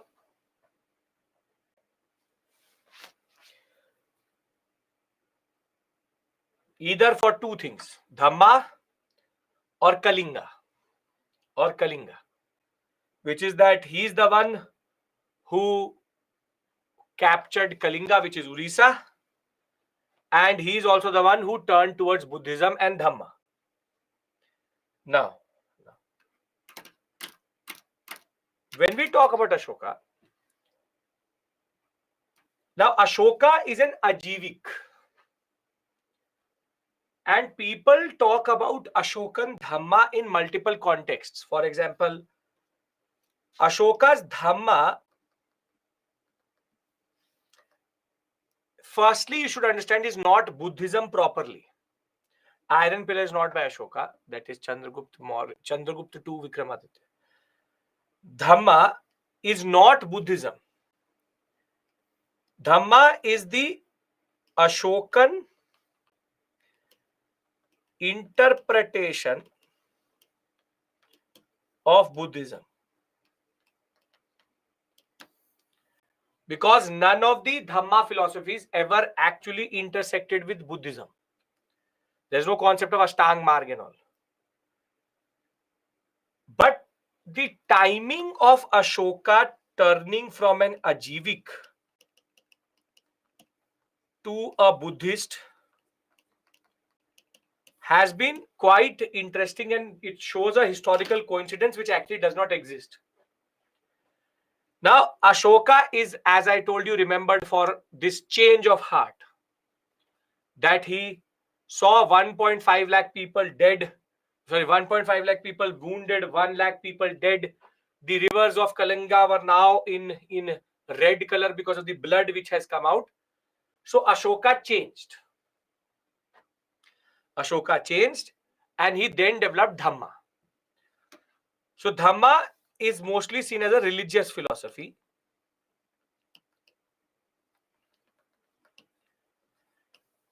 But the fact of the matter is, Ashoka is much, much, much more smarter than what we actually think. See, It is believed that Ashoka's heart changed. Now you tell me one thing. It is believed that Ashoka killed either 9 or 99, doesn't matter. Either 9 or 99 of his brothers to become the ruler. So there his heart did not change. Then Ashoka expanded aggressively. Then his heart also did not change. Ashoka killed 1.5 lakh, 1 lakh people, 1.5 lakh wounded. First 10,000 he didn't change. First 50,000 he did not change. He changed when Kalinga was consolidated properly. Or Kalinga was captured properly. Now, if you understand Ajivikism, you will understand why he did not turn towards Buddhism previously. Because till he needed to expand, he was an Ajivik. Saying, it was in my fate to kill my 99 brothers. लिखा हुआ था. What could I do? Niyati. It was in my fate to kill 1 lakh people. So initially, he justified everything by saying, मैंने तो कुछ किया ही नहीं. I didn't do. वो तो मेरा हाथ हो गया. It happened by hands because it was in my fate to do it. I didn't know what I was doing. I was just following fate, which is killing my brothers. And when he needed to now consolidate the empire, he turned towards Buddhism, which is all men are my children. Let us not fight. Let us do good things. Morality is good thing. So this is not a religious philosophy. It is a politico-religious philosophy. Meaning that the timing at which Buddhism comes through, and that is also not Buddhism, if Ashoka really hated war, his grandfather was a Jain, he already had precedence for it. He would have easily become a Jain. If you hate violence, you become a Jain. Why Buddhism? He can become a Jain. But if he becomes a Jain, it's too hard to follow, and he would actually have to give up war. Or everything, Jainism, Buddhism, everything exists. His grandfather, Chandragupta Maurya, was a Jain. He had better precedence for being a Jain than actually becoming a Buddhist. Nobody in his family had been a Buddhist at this point of time. Everybody had been a Jain or a Ajivik. Now tell me one more thing. We know about Ashoka's change of heart through his pillars.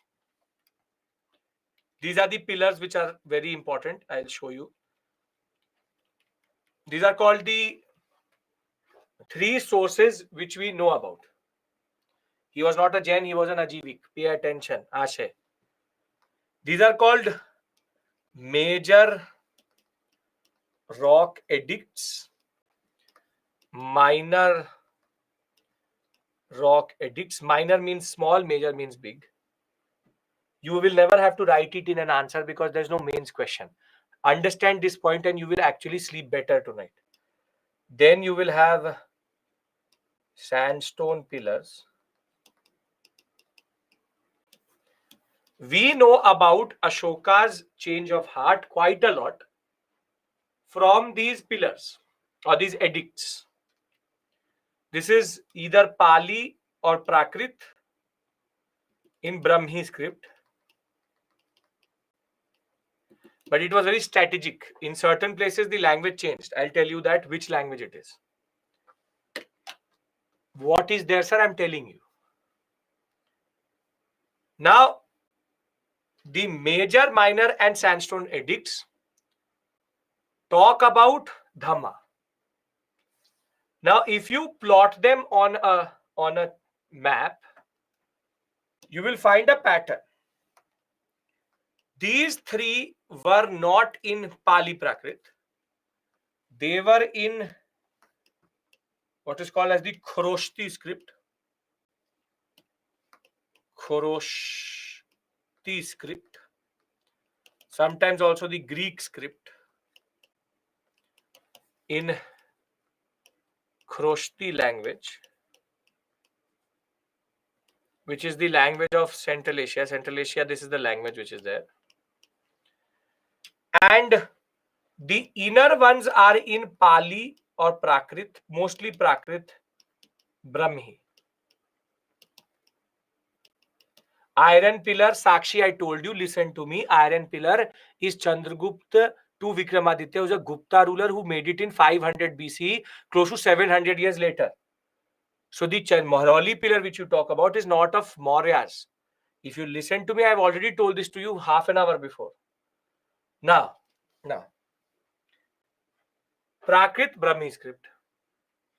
Now, if today I put a signboard in the middle of Rajiv Chowk or middle of India Gate in Chinese language, Mandarin, would you understand it?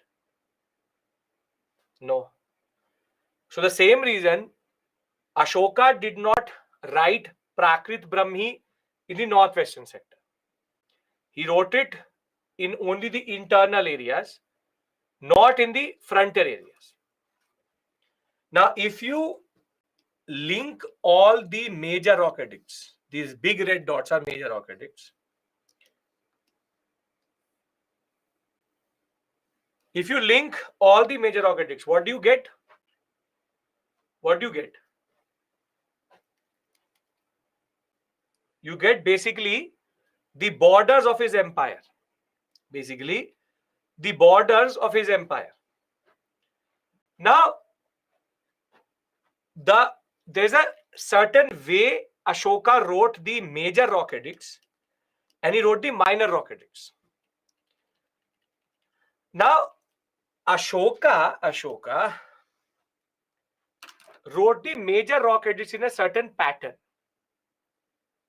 And first I'll tell you how he wrote it, then I'll give you an example, then we'll read it also. We'll read one of the edicts itself. Now, you tell me one thing.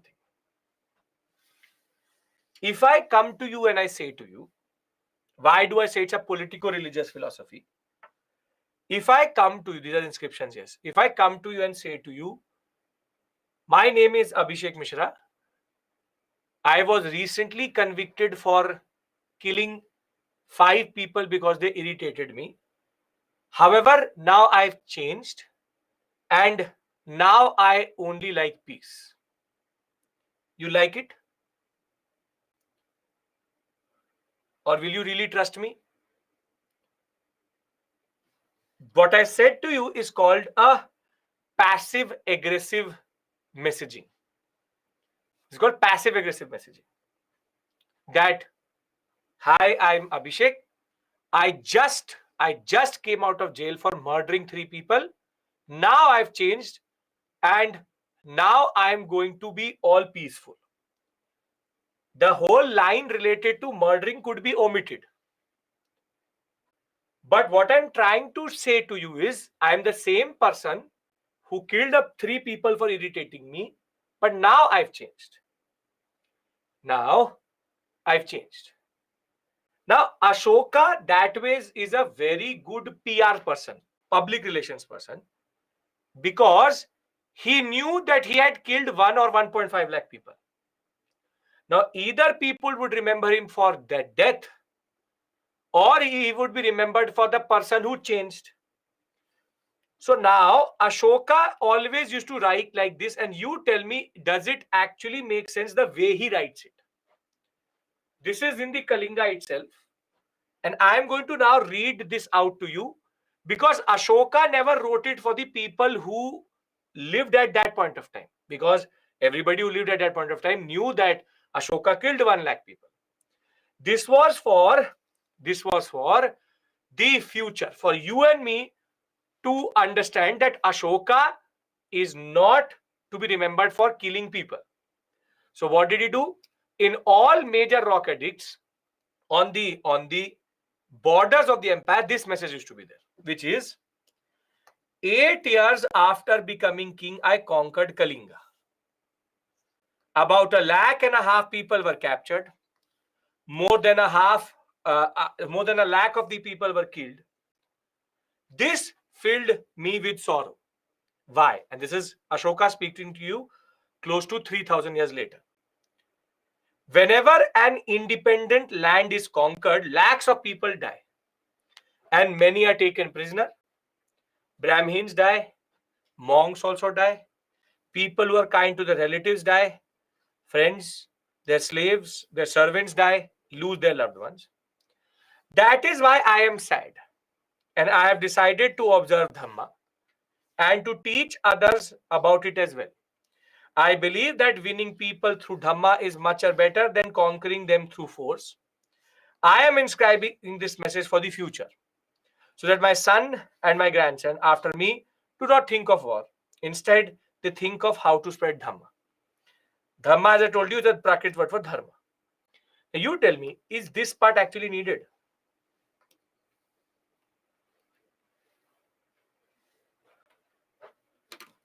He is giving reason for his change. He could have easily written, Kalinga war happened, I changed. Why did he give us the exact numbers of people killed? Why is he saying that I will kill people who will be good to their Brahmins also, to their monks also? If you read it properly, this is not a religious messaging. It's called political religious messaging. No, sir, he is feeling guilty to say sorry. So, bada sorry लिख देता. Sorry for killing your, sorry for killing you, sorry for killing your relatives.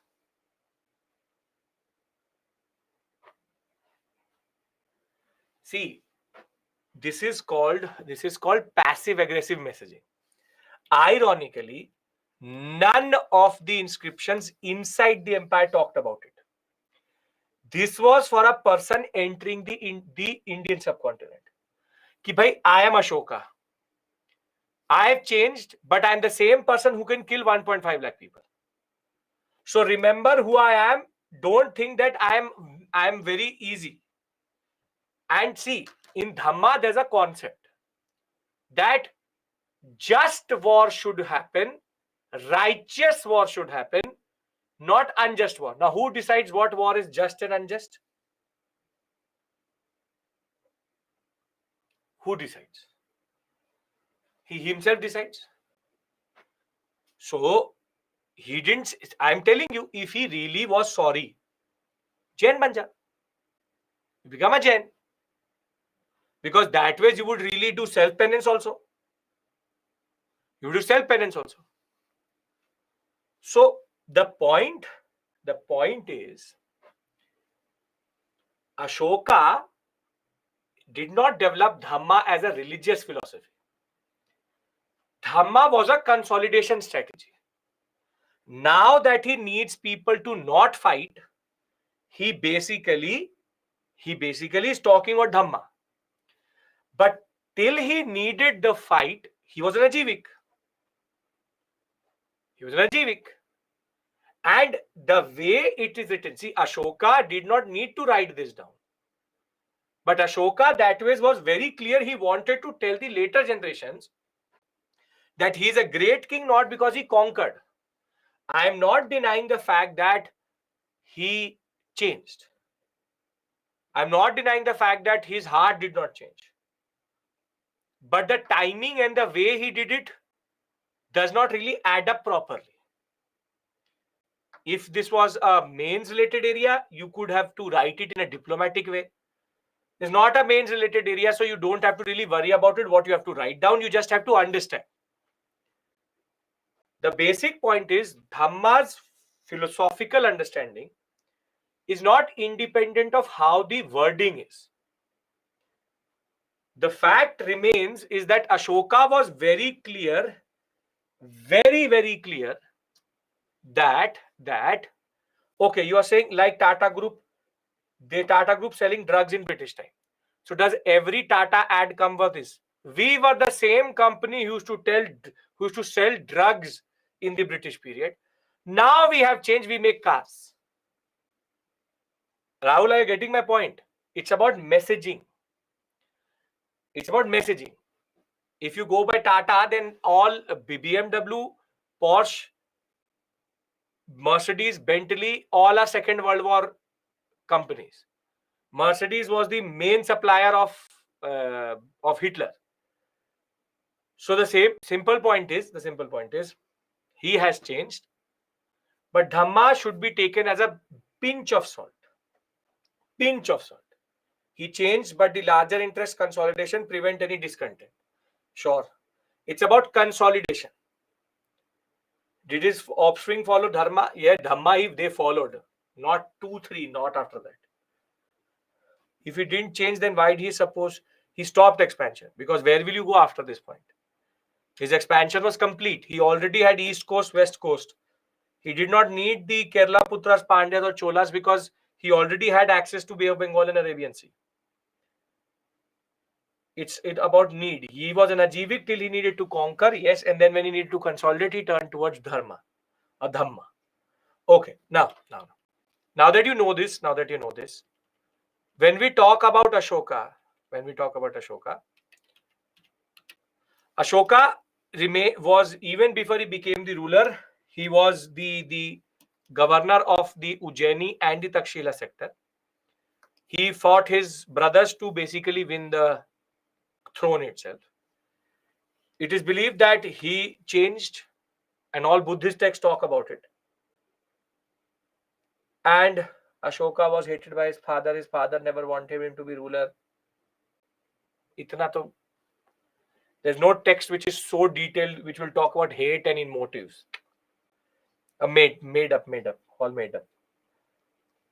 Major rock edicts are on the borders, yes. Now, Kalinga War happened in the 8th regnal year, which is 8th rule year, and that is the turning point for Ashoka because he was disturbed by that and turned towards Dhamma. And the time he stopped expanding, his empire had become this big. This is Ashoka's empire, going from Kandahar to the whole of northeast till the tip, till Brahmagiri. So very simply, Ashoka's Dhamma, in that sense, was propagated as an idea of brotherhood, major minor based on the size of the rock.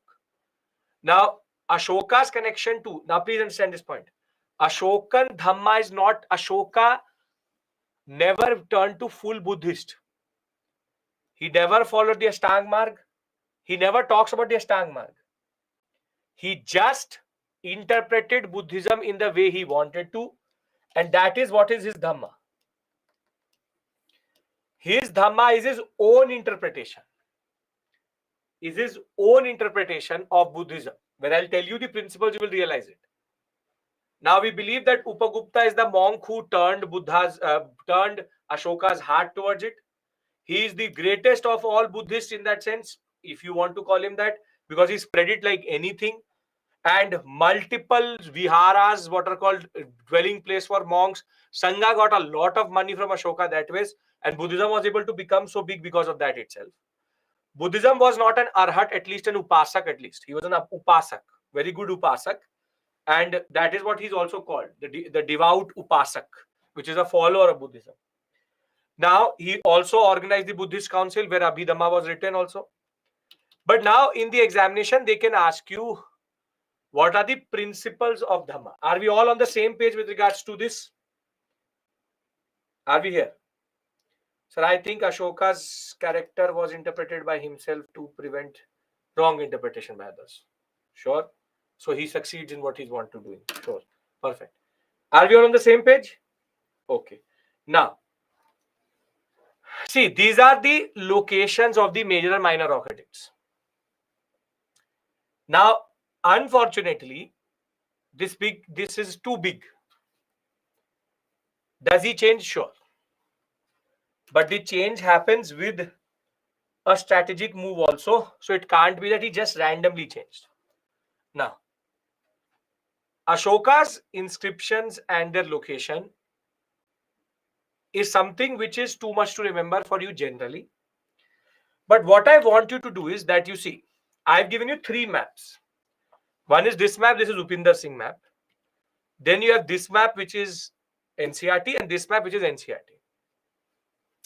Now, what I want you to do is that you just remember Just remember. Yes, I can see that, Tarun. Remember the ones which are in the expanses and major ones, which is Mansehra, Shahbazgadi, Kandhar, Girnar, Sopara, Jaugada, Shishupalgarh, and Sanati. One of them came in the examination in 2021, which was Jaugada or Jodogada, Jobi, what you want to call it. This is the one which came in the exam. Other than that, and Kalsi, sorry, you can see these are very outwards in the area. Internal ones I don't want you to remember because it will be too much to remember that way. Mostly, whatever question can be asked, the location. The question was, it was written Jogada and it was written Maharashtra. It was an incorrectly matched area. It is in Kalinga itself. So you just remember the major ones. That should be enough to answer any question generally. Another type of question which can come, I'm telling you, which is principles. Now, we've already read what Ashoka wanted to say. Let's talk about his principles or Dhamma's principle. Now, some of you asked me about Brahmi. Brahmi being a very important, what we call as a script. See, Brahmi is the mother of all scripts in India because Brahmi by 1st century BCE will start to change, and it has two basic branches. One branch became the ones which by the time we come to 12th, 13th, many Mauryan, what we call as the Delhi Sultanate period, you had Telugu, Kannada, Tamil, Malayalam and Sinhalese developing. And Udiya, Bengali, Gujarati, Devanagari and Punjabi also came out of it only. So Dhamma is not a religion. Dhamma is just Ashoka's interpretation. And if you look at Ashokan, Brahmi and Devanagari, there are a lot of things which basically start to also match. Brahmi, remember, is the mother of all scripts in India. All scripts in India. And he used Brahmi when it was inside. When it was outside, it was Khoroshti. When the Shahbazgadi, the Mansehra and the Kandhar one, that used to have Khoroshti. Khoroshti script is very common in Central Asia at this point of time. Khoroshti with Khoroshti language was what he used in that sector. And this is again an example of how you have early Brahmi, Devanagari, Bengali, Malayalam and Tamil. What is the basic way in which it evolved in that sense? Now, what you need to know is the principles and what are the edicts which give you the which principles. First is that these are the principles of Ashoka's Dhamma. Ashoka's Dhamma is not a separate religion. Ashoka's Dhamma is not a separate concept itself. It is just him reading the scripts and the ideas of Buddhism and then coming up with his own understanding itself. This is his own understanding. Now, the principle of Dhamma and edicts is as follows. You have first Ahimsa. Now, if he was really so moved by Ahimsa, look at how he interprets Ahimsa. His Ahimsa is, will not do it on animals and will reduce the animals. So his idea was vegetarianism. That if I have to not do violence, it's not about men and women. It's about vegetarianism. So it's towards animals. Thereafter, he says, good conduct, social responsibilities. Now you will see how a little bit of Buddhism will come out from Dhamma. You will see. It said, it criticized ceremonies performed by people, especially women, on occasions of illness, marriage, birth, and setting forth journey. Which religion is known for doing this? Which religion is known for doing this? Yes, Gopal, yes. It is Vedic Brahmanism or early Hinduism. Vedic Brahmanism is known to do ritual and sacrifice on everything. So he's saying good conduct. Sure, very good, very good, very good. But he said this ceremony and all which you do is not something which you should do. So you see how a little bit of Buddhism is permeating through his Dhamma. It will come up further. You will see Dhamma was also about mutual respect and concord amongst people. This is his consolidation strategy. With Vedic Brahmanism there, with Buddhism there, with Jainism there, with Ajivikism there was a very good chance that people would fight. So he's talking about not different sects fighting with each other. So therefore he's trying to say that we should not fight with each other. So we are trying to consolidate.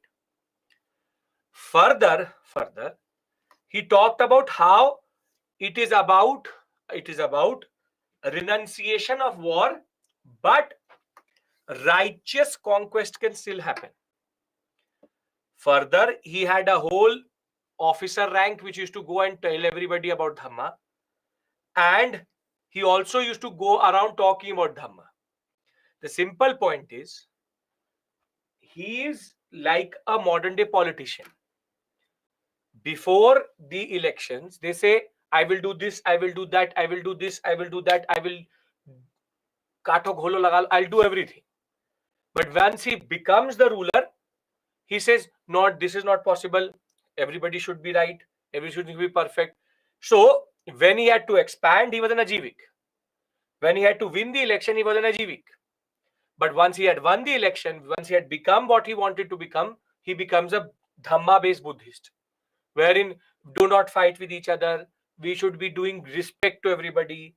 That. He said, and politicians do this. They will use very sectarian issues. We will do this. We will construct this. We will cut that. We will do this, that. But once they come to power, they can't do it. So what they do is, they no, everybody should be perfect. Everybody should be right. This and that. Standard concept, what is called as pre-consolidation and post-consolidation. The Dhamma philosophy is a proper politico-religious philosophy, not a religious philosophy. Then you also can use this in the essay paper and can come in the examination. This is very, very important. See, there are only 14 major rock edicts. Total number is 14. Now, some of them are quite interesting and some of them are quite important.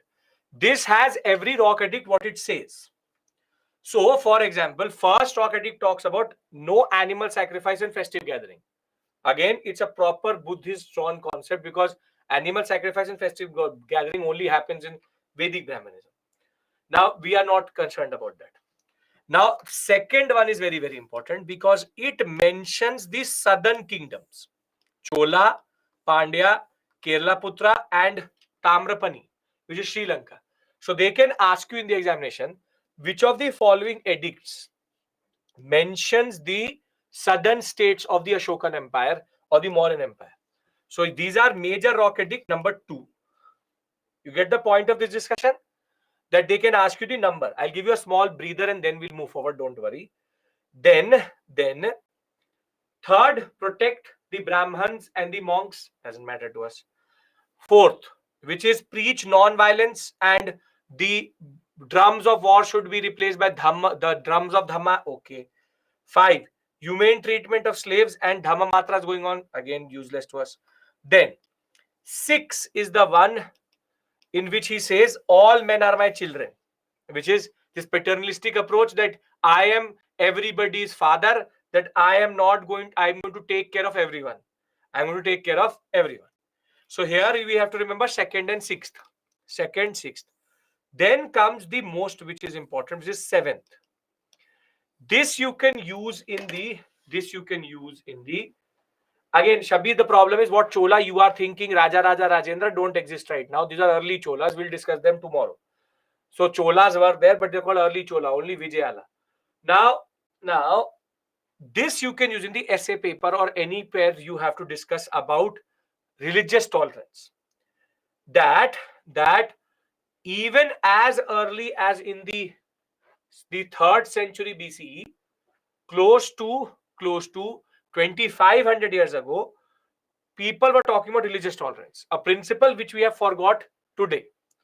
Then the next interesting is not Dhammayatra, ritual sacrifice, freedom of evil, Dhamma, Ashoka, this.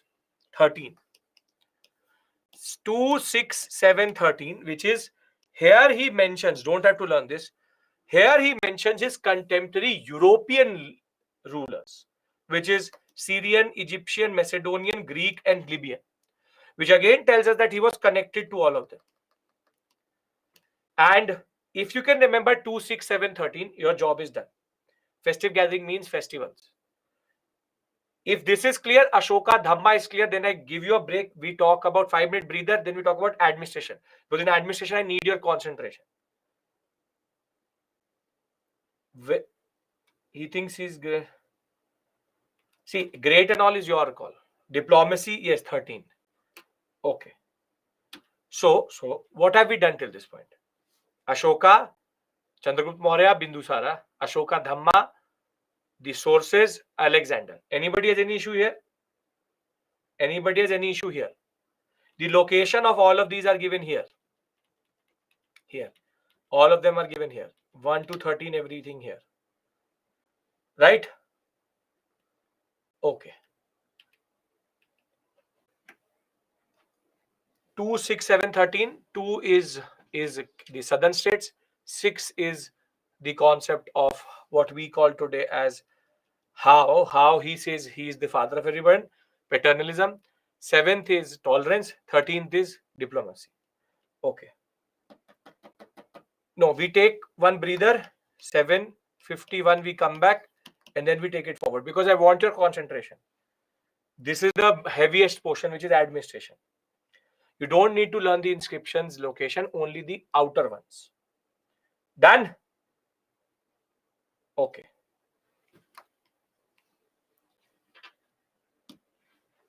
See you in 52.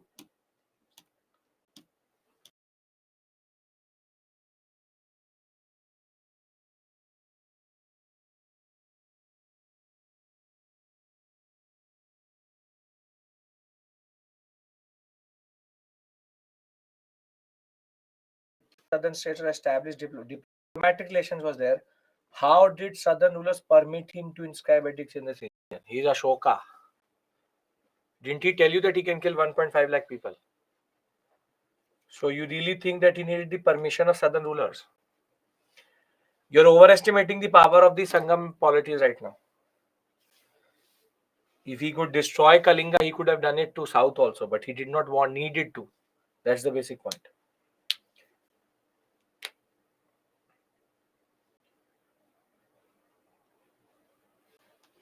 If zero was not invented, then how he wrote 1 lakh? We got it as 1 lakh. The number he wrote was not in lakhs.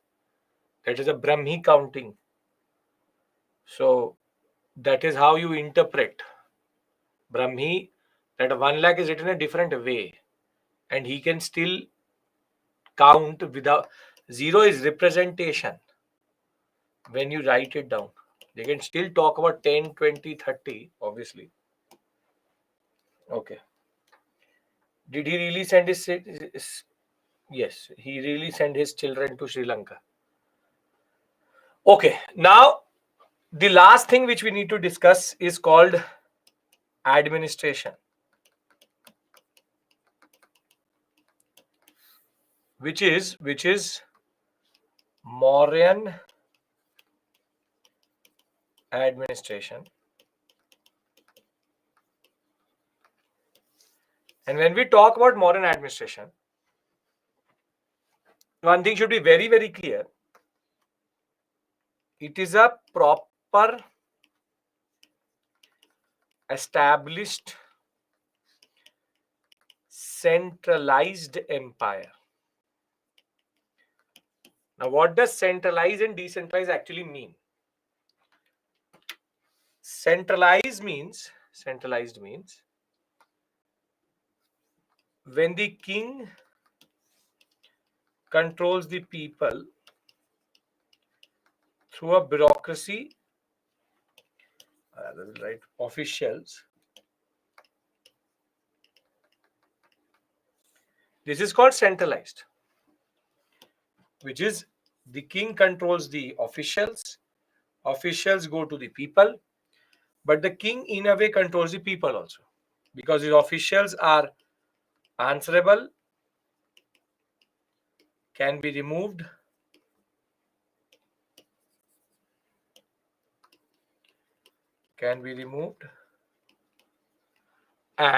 and direct responsibility to king.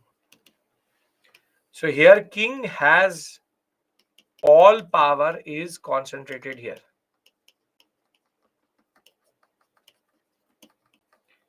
This is called a centralized empire. Centralized system. On the other hand, you can also have a decentralized model.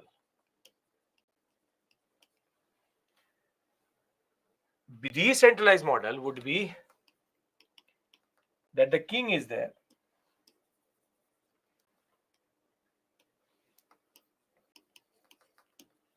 The king only controls local power centers, local power intermediaries, and these control the people. So there's no link between the king and the people. It is rather power is dispersed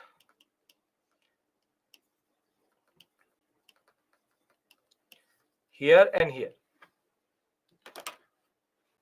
Which will be a more stabilized empire? Which will be a more stable empire, centralized or decentralized?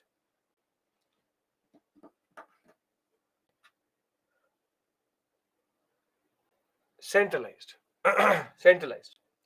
Because in decentralized, there's a chance that the constituent local powers can break away. So here political fragmentation is very possible. Fragmentation happens very quickly. But when we talk about centralized, that is not true. In centralized, there is concentration of power here. So this is considered a better idea.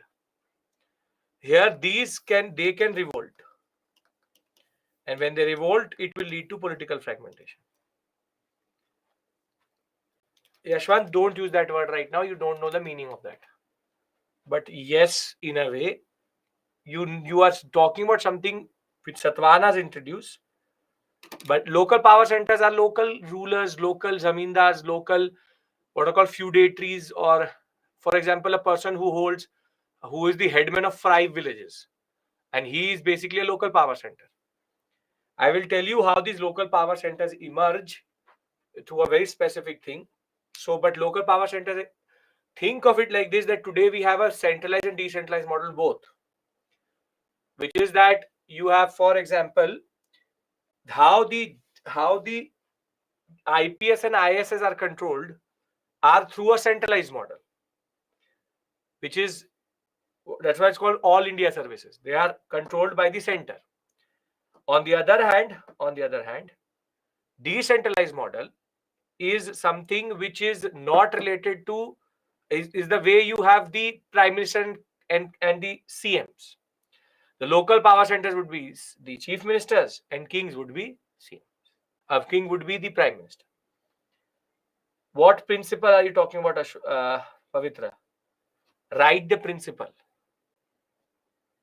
Decentralized in state subject, whereas centralized in union. Yeah, that way, sure. Okay. We understand centralization, we understand decentralization.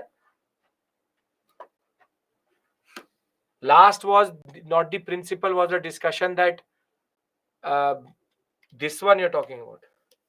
This is that he is connected to other kings who are there already. So this shows diplomatic relationship and other contemporary rulers across the world. Okay. Now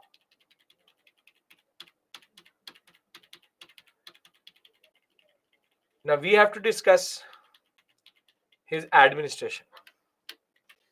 This is the expanse of the empire. And this is a centralized empire. Are we clear about centralized, decentralized? Yes or no? Yes? Okay.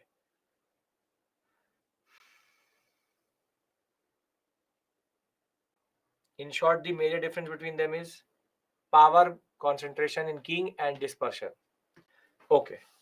Chavan, if you're writing, somebody writing, no, you need to tell me what is it not clear. Vivek, you're doing this for the past third or fourth time you're doing it, still not clear to you. Once more. Centralized is when the king has all the power. Decentralized is when there is local power centers. That's it. Are we clear? Okay.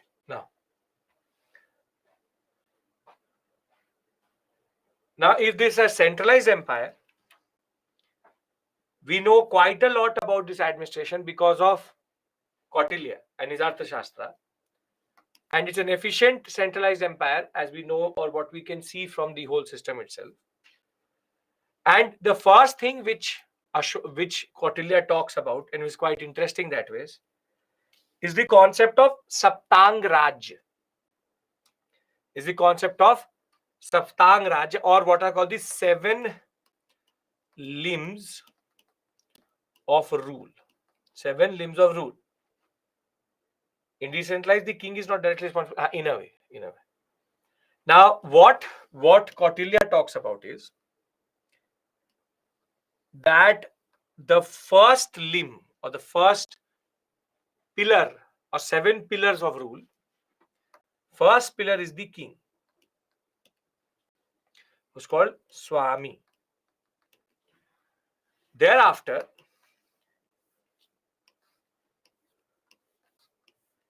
six other limbs make an empire. You have the Swami, the king, Amatya, the minister, Janpad, the people and territory. Amatya, Janapada, which is ministers, people and territory. Thereafter, Durga, which is the capital, Kosha, which is the treasury, Danda, which is justice, Mitra, which is ally. Danda, Kosha, Mitra, and Durga. Wherein you have justice, you have treasury, ally, which is a diplomatic thing, and this is fortified capital. Now, what is that one limb which is quite significant today but is not present here? What is that one limb? It's not talked about. No, not media. Police comes in justice only.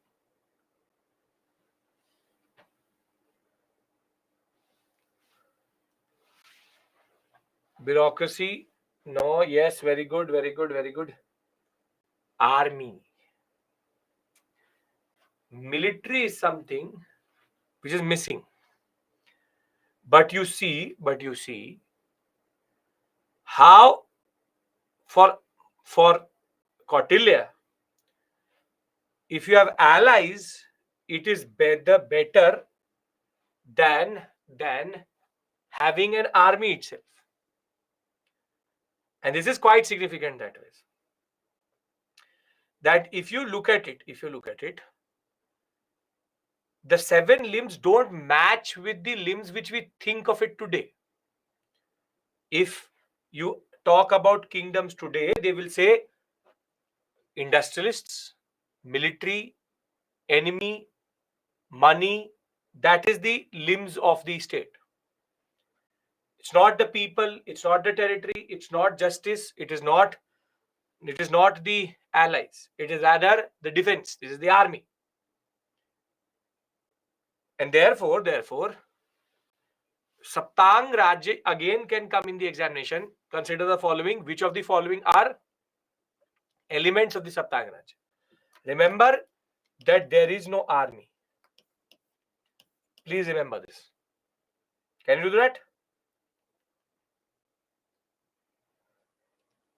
Kosha is the same word which is used today. Treasury, yes. Okay. Now comes the most impressive thing, which is how Ashoka had divided his central and provincial central administration and provincial administration. Central means in Patliputra, near him. Provincial means how his provinces used to be managed. 4 provinces were there total. 4. Uttarpat, Dakshinpat, Ujjaini, Takshila, which you can see here. The Uttarpat, the Avantirath, thereafter the Panchpat and the Dakshinpat area. So 4 major provinces are there: the northern, eastern, western and southern sector. Now in the central administration, the king had under him what are called Tirthas. And the Tirthas thereafter used to have Adhyakshas, and under Adhyakshas there had to be 2 types of officers: Amatya and Mahamatyas. Now I'll write the equivalent of today and you will understand it. Think of it like this. Prime Minister. This is Cabinet Minister.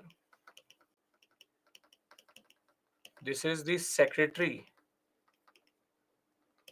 to the Ministry. For example, Defense Secretary. This is like an IAS officer. This is the Additional Secretary. And this is officer. This is officer on special duty. So, if you look at his administration, head of department Tirtha, Adhyakshas are officers responsible for the portfolios under these departments. Mahamatas are the special duty officers. And the last is the Amatya. The executive officer. Whoever does whatever he does is this one. Then his provincial administration was equally interesting. He had a Kumara or Aryaputra. Under him, he had 2 levels. One is called Pardeshika and the other one is called Rajuka. Both of them then had Yukta, Gopa under him. And the lowest level would be Gramini.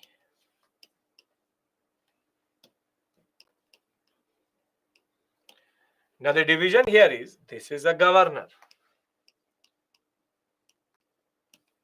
Now, Kumar is when you are the son of the king. Aryaputra is when you are the relative of the king. Then this is urban, this is rural, wherein these are basically DM. Yukta is secretary. Gopa is accountant. Is also accountant. And this is village head.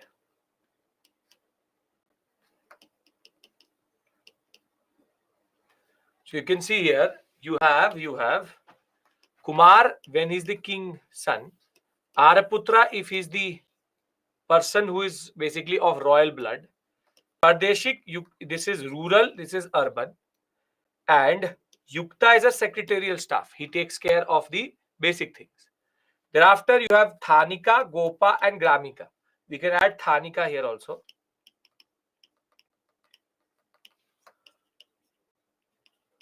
And Thanika is basically a tax collector. So you can see, if you look at both central and provincial, it is quite elaborate the way Ashoka basically used to control his empire. Quite elaborate, quite extensive that way. Wherein you have a extensive row of administrators at each level to manage every small or big thing. Now, do you need to learn this? Obviously, you need to learn this, because this can be asked in the examination vis-a-vis what is arranged in descending or ascending order of administrative responsibilities. Or they can have been statement-based questions in which they can ask you what is the responsibility. The simple point is, urban and rural both are called Gramini only. It's a delegated, sophisticated, centralized administrative bureaucracy. Looking at this, can we conclude that it is truly centralized? Central is for Patliputra, how you have Prime Minister, Prime Minister's office, central. CM and the whole concept of how you have district administration is this. Yes? Okay. Pardon, but when the king can control local officer, why can't he control the people? Because the people will not listen to the king, because he is only symbolic power. Local administrator is more stronger in decentralized system. Now, centralized system has high level of what we call as delegation responsibility to bureaucracy. Gramini is urban head also, Gramini in rural head also, because there will be villages attached to the urban center also. So don't worry about that. Simple point is, don't try to look for mistakes, because there are none. The simple point is, this is how he used to divide the whole administration. Do we understand the positions? Because then I have to tell, there is not, the story goes further. Do we understand the positions? Yukta is like a secretary, PSO, a person who is attached to the Pradeshika and the Yukta.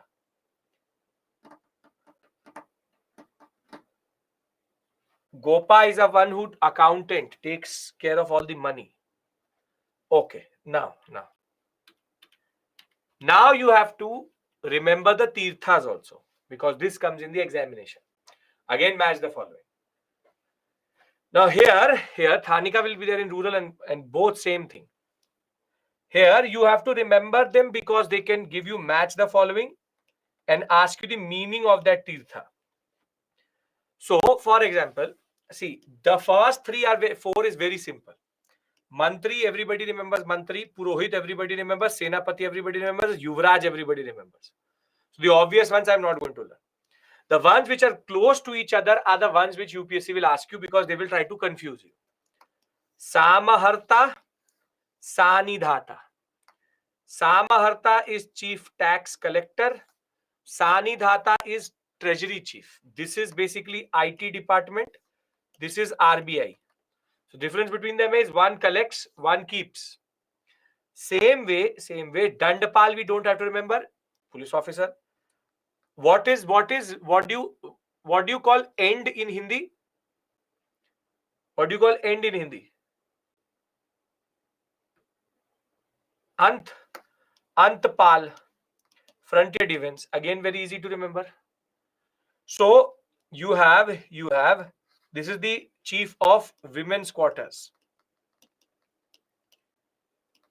Harem is a word which is used for women's quarters. Now, one you remember here, second, and then Vava Harika, which is the one which is not very obvious, and this one, Prasastri. 4, can you remember? 1 each day over the next 365 days. These are the tirthas. These are the basic departments which are there. Okay. Then comes the Adhyaksh. Now, obviously, Dhyaksha is common to all of them, so you don't remember this. But this is the giveaway. I'll tell you the ones which you have to remember, which is Kara, mines and minerals. Lakshana, minting of coins. Then Panya, which is trade and commerce. Is there any trick to remember this? One each day. You make acronyms out of it, totally your call. Then Sita. Why is Sita Daksha called crown? Why is land linked to Sita, or why is it called Sita Daksha?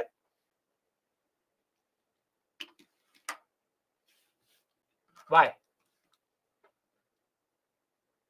Because goddess Sita was the daughter of land, Bhumi. So that is why Sita Daksha. Then Shulk, everybody till today knows what it means. Thereafter, Patana, which is ports. So Akara, Lakshana, Panya, Sita, Shulka, Patana. You make acronyms out of it. Learn one each day. That is more than enough. Thereafter, Sutra is also something which you can remember. Something till today we call Sutra as handlooms. And Sholk, customs and tolls. Sura means excise, which means that external trade was also being done. Thereafter, we have also Mahamatyas, which are the officers on special duty. Here, I am not going to ask you to learn each one of them. Dhammamatra is the most common. Remember this one. Dona assessment. And Sena is very easy. Vavaharika is judiciary is easy. This after that, Amta comes from Ant, Amta. 2 here. Thereafter, we don't have to learn this judicial responsibilities also, wherein we have civil courts and criminal courts, and we also have a spies department where they spy on the different neighbors in that sense. Now, why are these words so important? Because all of these words were used by Kautilya in the Arthashastra, telling us what was the administrative responsibilities at this point of time. The ones which I've noted, which I've marked, is the most important generally. Now listen to me. What is the concept here? I've taught you Ashoka's Dhamma, administration. I've taught you also the location. I've taught you the concept of centralized, decentralized, and we've also seen the political history. Alexander. Remember Alexander's story. Political, remember Sandaklotos, Andaklotos, Amitrushates. Centralized decentralized concept should be clear. Location of the frontier ones should be important. Administration, whatever I marked, is important. Dhamma, the politico-religious philosophy aspect. Is all of this clear? Kautilya, Chanakya, Vishnu Gupta is the author of Arthashastra. Are we clear about all of this? Yes? Because this is the only thing which you have to remember generally. I told you, add the sources, and this is a very fact-heavy area, but not all of them are like that. Now, the last thing we discussed today and we stop is how the economy and society in trade is working. Now, when we talk about economy, it is very, very clear by looking at the Dhakshas itself.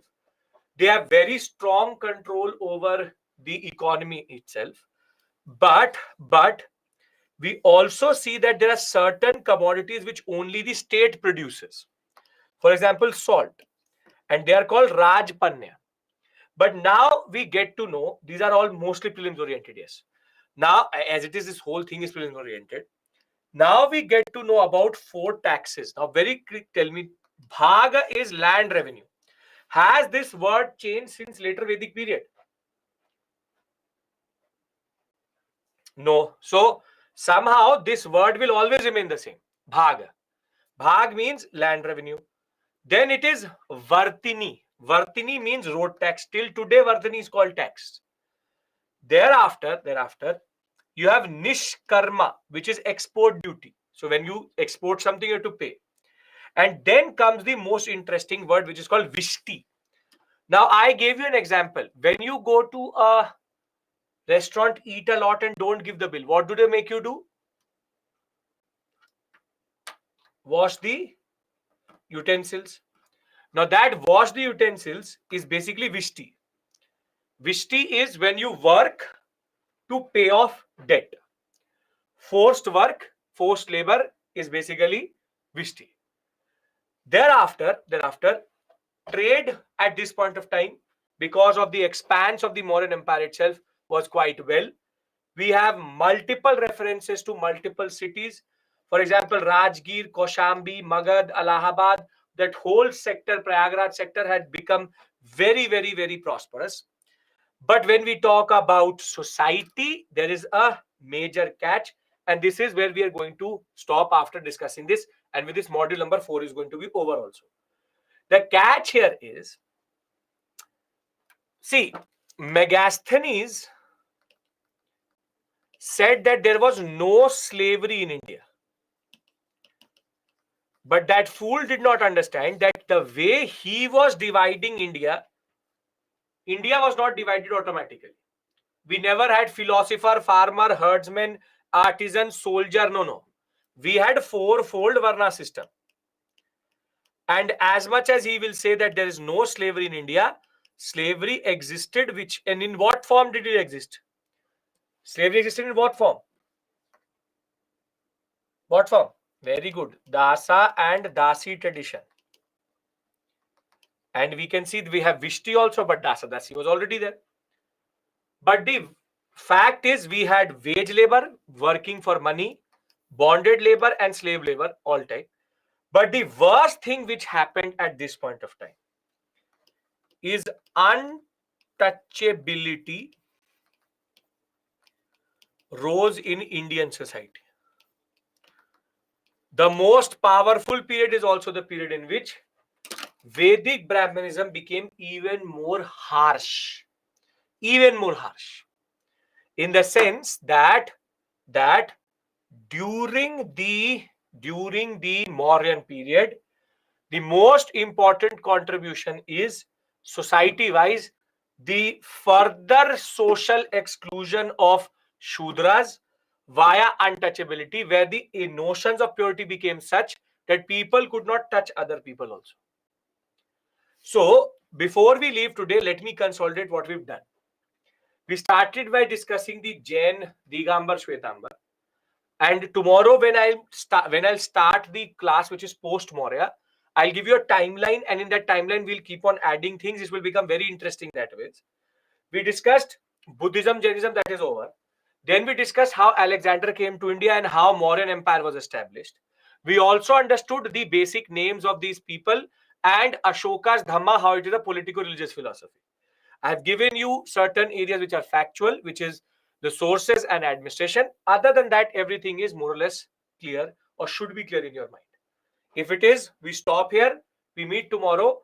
I will see you if you are attending the webinar in the next 15-20 minutes. We'll start by 8:45-ish, 8:45, 8:50-ish. That is an art and culture current affairs webinar. You would have it in your dashboard separately. Done, everybody? Yes? Perfect. So thank you so much. I'll see you tomorrow. Now our story is going to be like this only, but tomorrow quite interesting. Previous year questions. Yes. Now tomorrow, once we've covered a certain portion. Okay. I have escalated the issue which you sent me. Wait, I will get it sorted. Don't worry. Okay. Thank you. Take care.